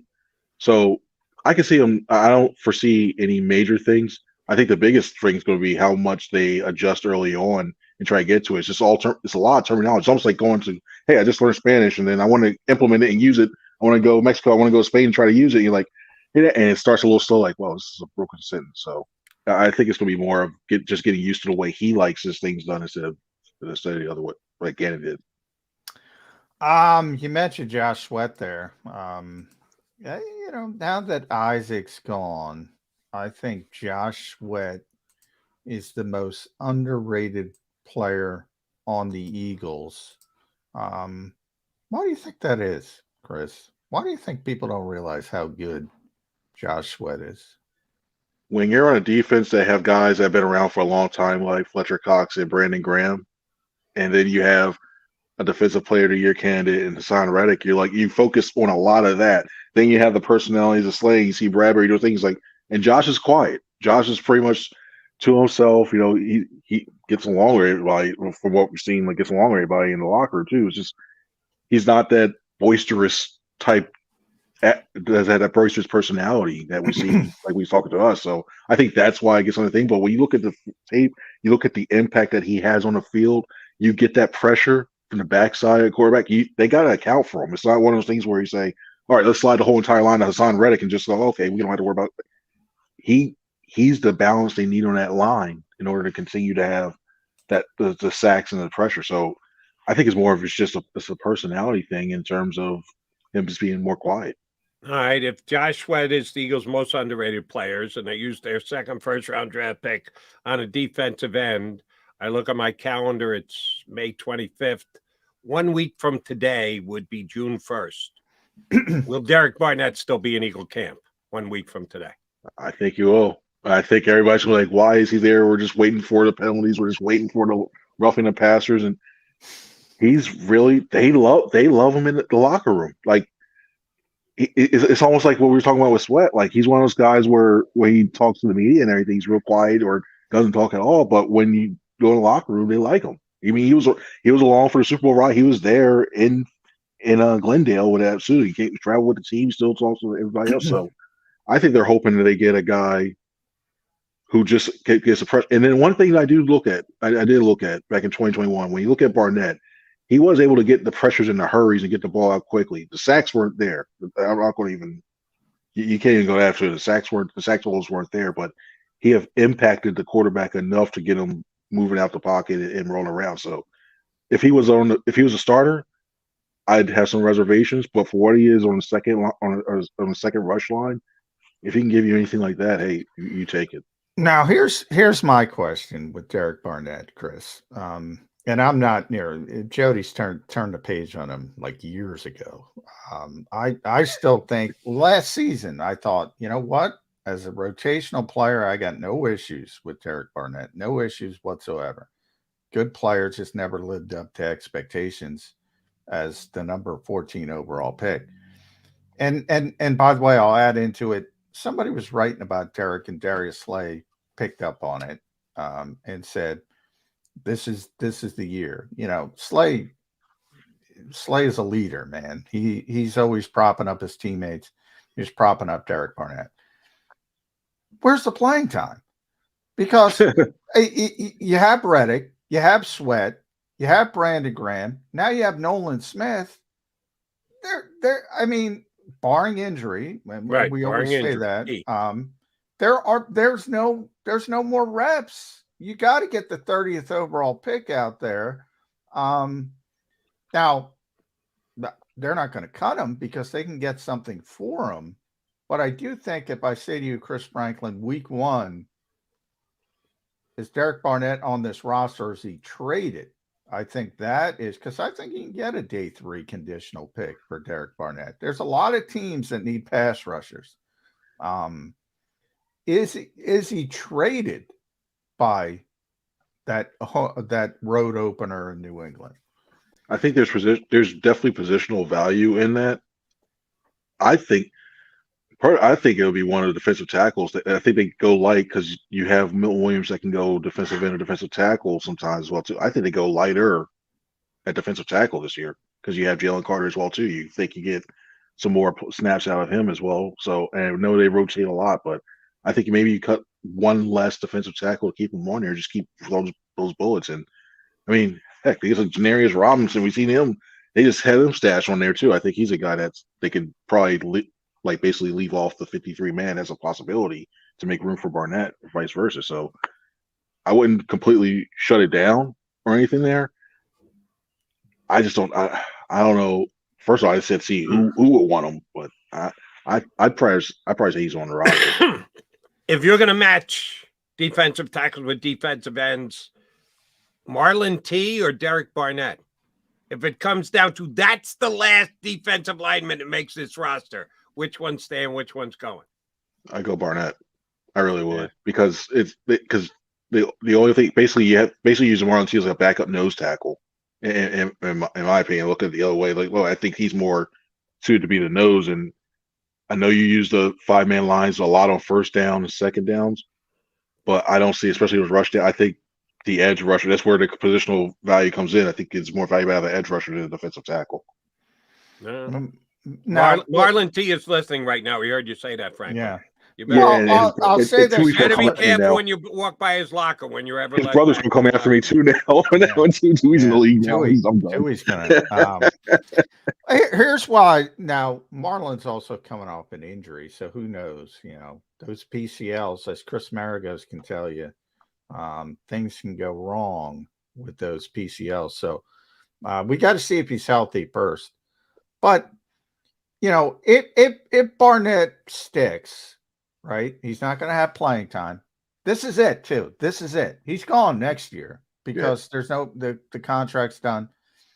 So it's not like you're getting anything. People talk, well, you'll get a comp pick. Maybe, maybe not, depending on what the Eagles do. They're going to be in a different position where they're not going to put that into their strategy if we're getting a bunch of compensatory picks.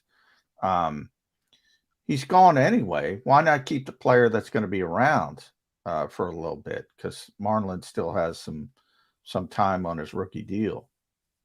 You can also pup him too. You put him on pup if you need to as well. Say if you give him more time for that knee. I mean, we saw what do it with Tyree Jackson too. So if it came down to a final, if it came down to like an either or, I still take Barnett.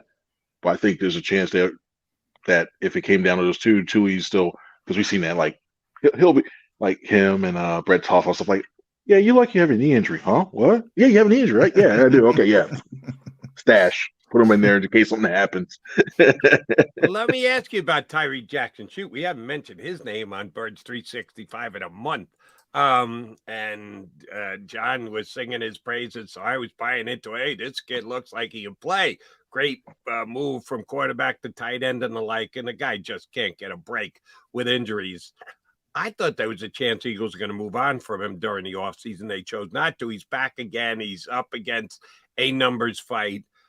They signed that free agent tight end who Dan Arnold. Dan Arnold. Yeah. My prediction is Dan Arnold will be elsewhere before the season starts. If it is a Dan Arnold, Tyree Jackson for that fourth tight end spot, who you got? I don't even think they keep 4 tight ends. Yeah. On that one. I'm talking practice squad too. The roster and practice squad.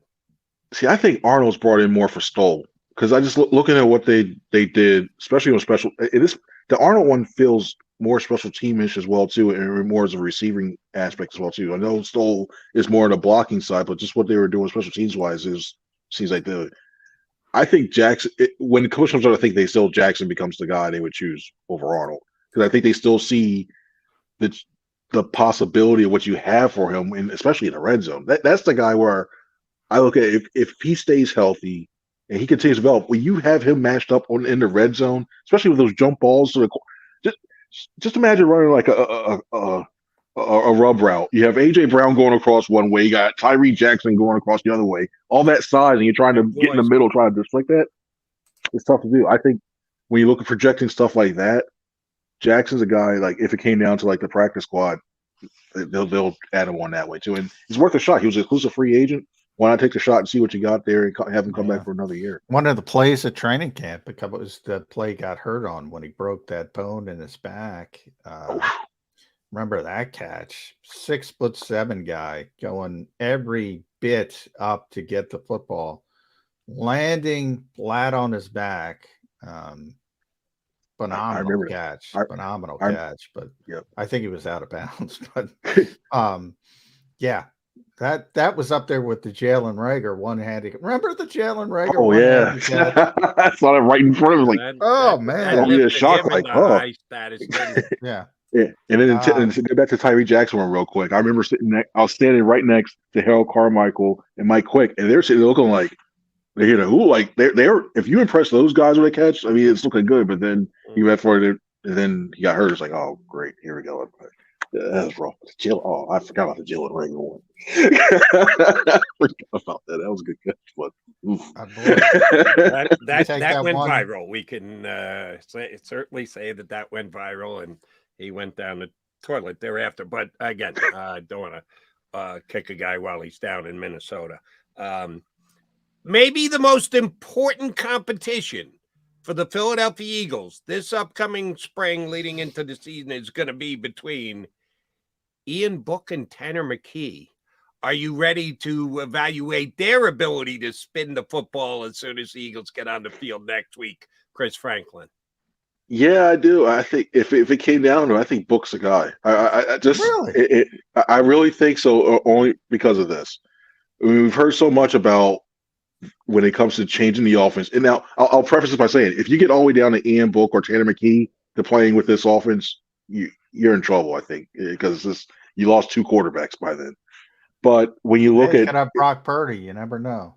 Oh yeah, save the UCLs and everything like that. But I think when it comes down to it, I look at the way you would have to change your offense a little bit too. We see how much they run the zone read. We see much the RPOs. I think McKee would be fine with because one quick read throw it. We see Nick Foles do it, and that's the comp Like he's a Nick Foles type of guy. In order to get in rhythm, trying to get the ball out, get it out accurately and quickly.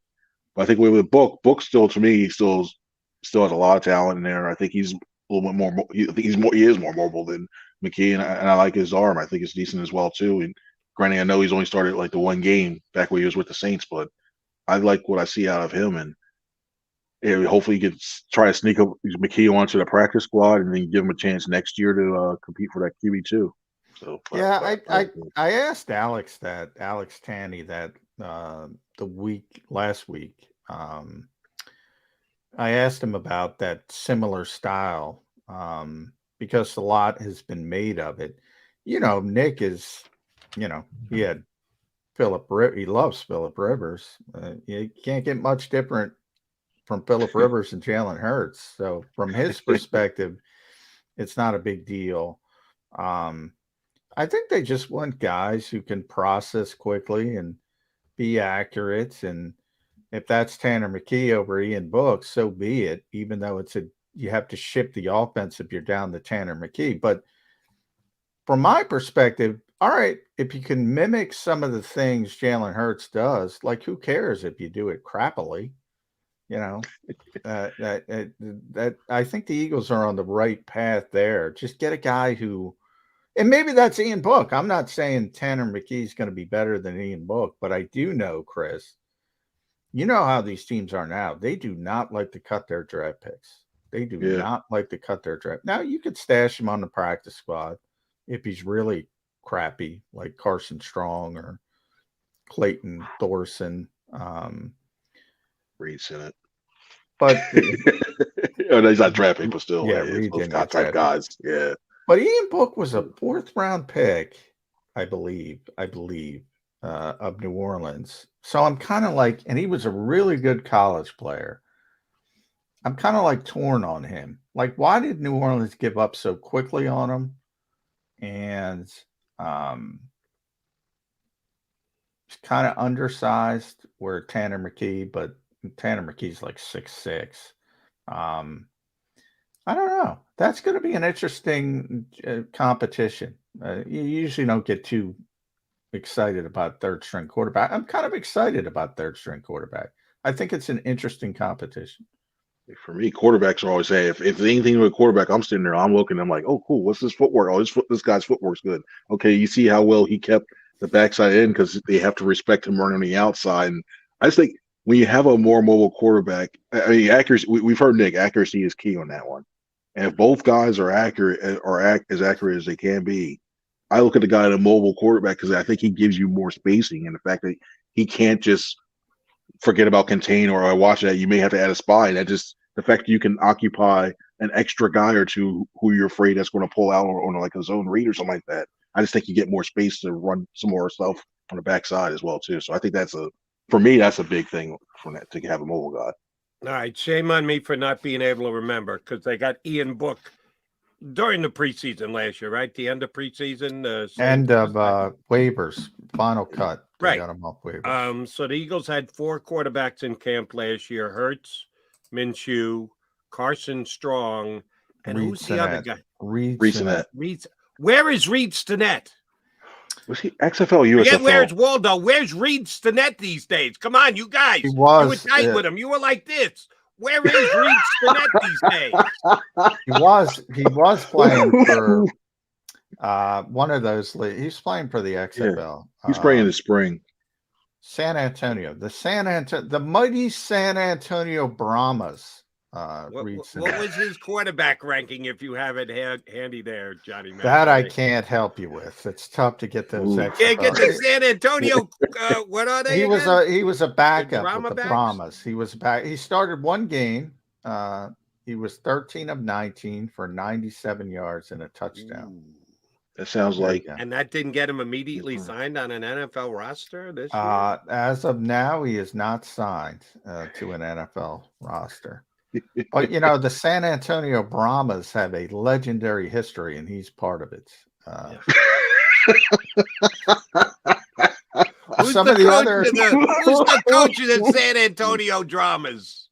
San Antonio head coach, the GM and the head coach is the great Hines Ward, How about that? Well, I actually saw one of their games. Yeah, I Hines had Ward. that on my TV, and I'm going, I know who that is. It's Hines Ward. Paxton Lynch is on that team, was on that team. Jack That's why Cohn. Reach the Net wasn't playing, because he was sitting behind Paxton Lynch. Jack It can't be Cohn. Paxton Lynch. Another Ooh. former Notre Dame, also Wisconsin quarterback, Jack Cohn, and Ben Kurtz.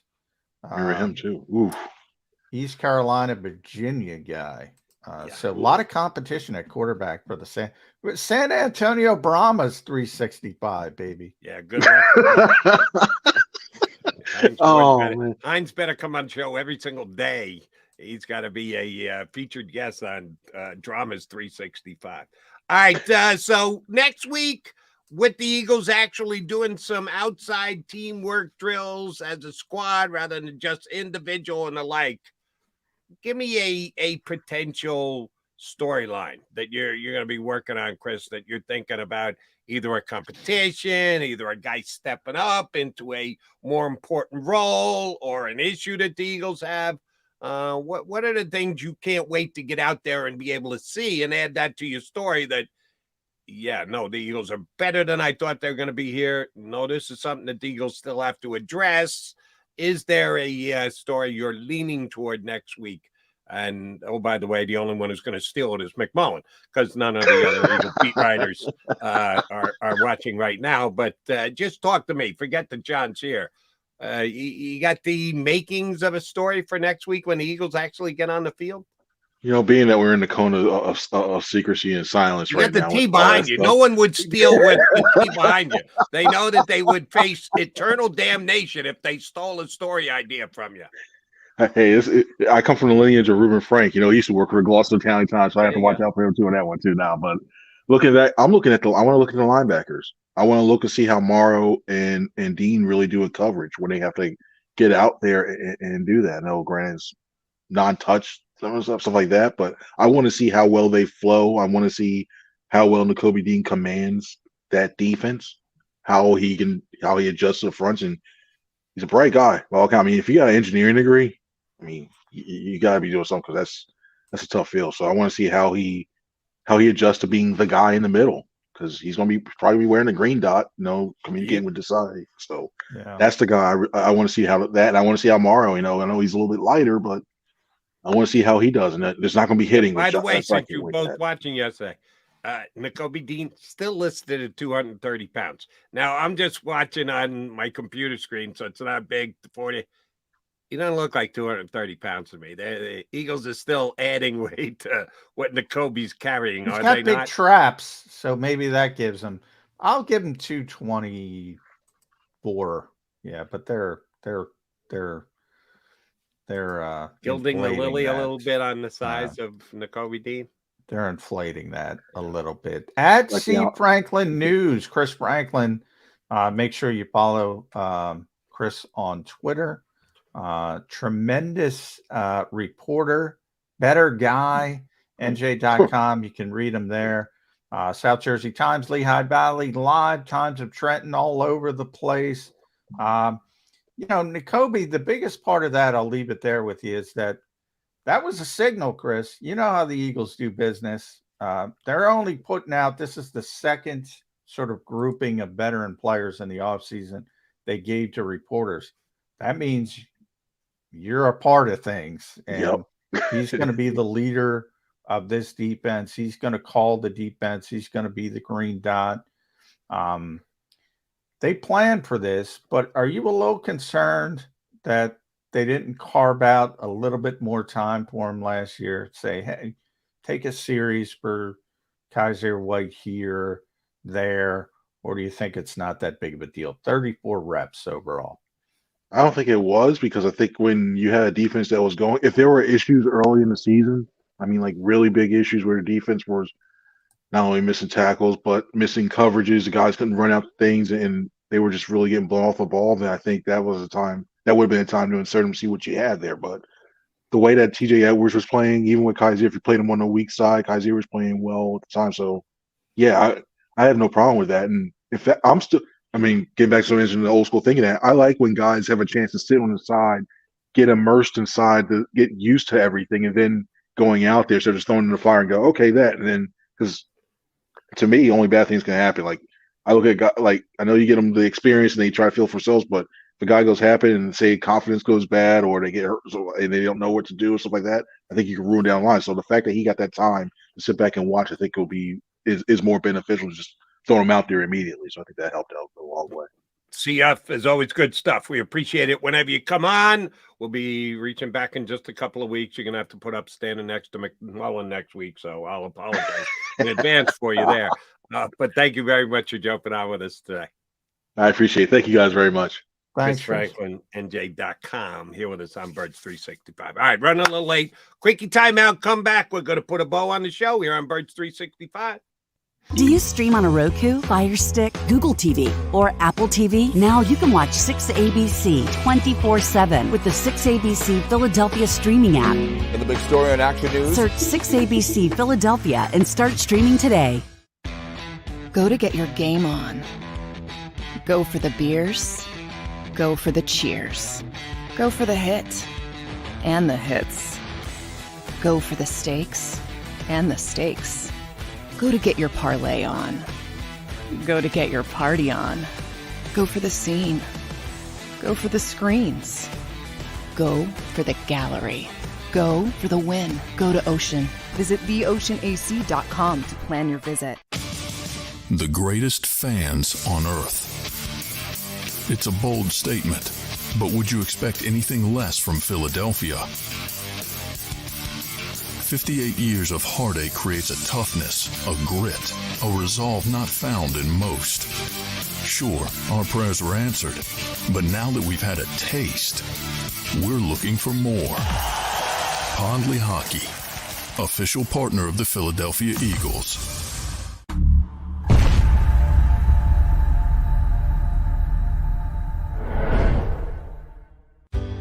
Go passionately. Go fearlessly. Go confidently. Go Birds! Go confidently towards your goals with First Trust, Philly's hometown bank for nearly 90 years, and the official bank of the Philadelphia Eagles. We're focused on getting you over the goal line. So go with conviction. Go with trust. Go Birds! And go forward with us by your side. First Trust Bank, the official bank of Philadelphia dreams. Oh, and go Birds. All right, did you know I was the mommy slam dunk champion? Really? Yes, really don't sound so surprised. Let's see it. Oh, you're ready. All right, here we go. Let's hear the crowd.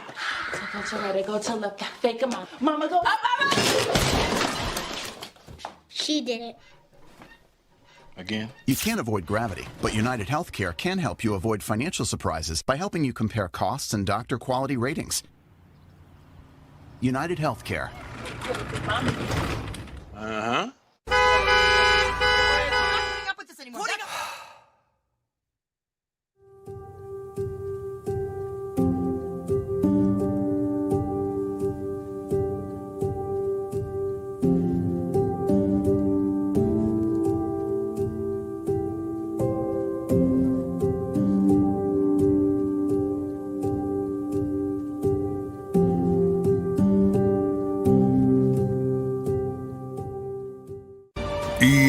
EAGLES, Eagles.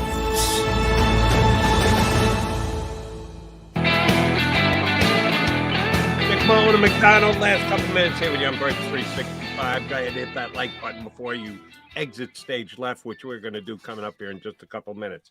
Last question for you, Johnny Mac, and then I'm not going to see you for a couple days. I'm off tomorrow. We're off on Monday. You won't have to put up with me till Tuesday. But answer me this. You were talking about the Eagles being able, if you're an Eagle fan, they select the players to make available to the media, read between the lines, do what you have to do. We hear all the time about the Eagles do thing as a collaborative effort, the draft, that there are scouts and there are assistant general managers and there are coaches. And, of course, Jeff Lurie steps in and tells them to take Jalen Hurts when he's available in the second round. But at the end of the day, the buck stops with Howie Roseman. He's the GM, and he takes everybody's opinion and information, and he makes the call for the pick. Who decides who does step up to the microphone to talk to you guys? Who does the buck stop with? Bob Lang is the Eagles' PR chief. Now the buck stops. He tries to corral players as best. Sometimes players aren't available. Like when you asked me to predict, who knows what Brandon's doing? I said 100% on Brandon. Yeah, We didn't get Brandon. I agreed with you on that one. buddy.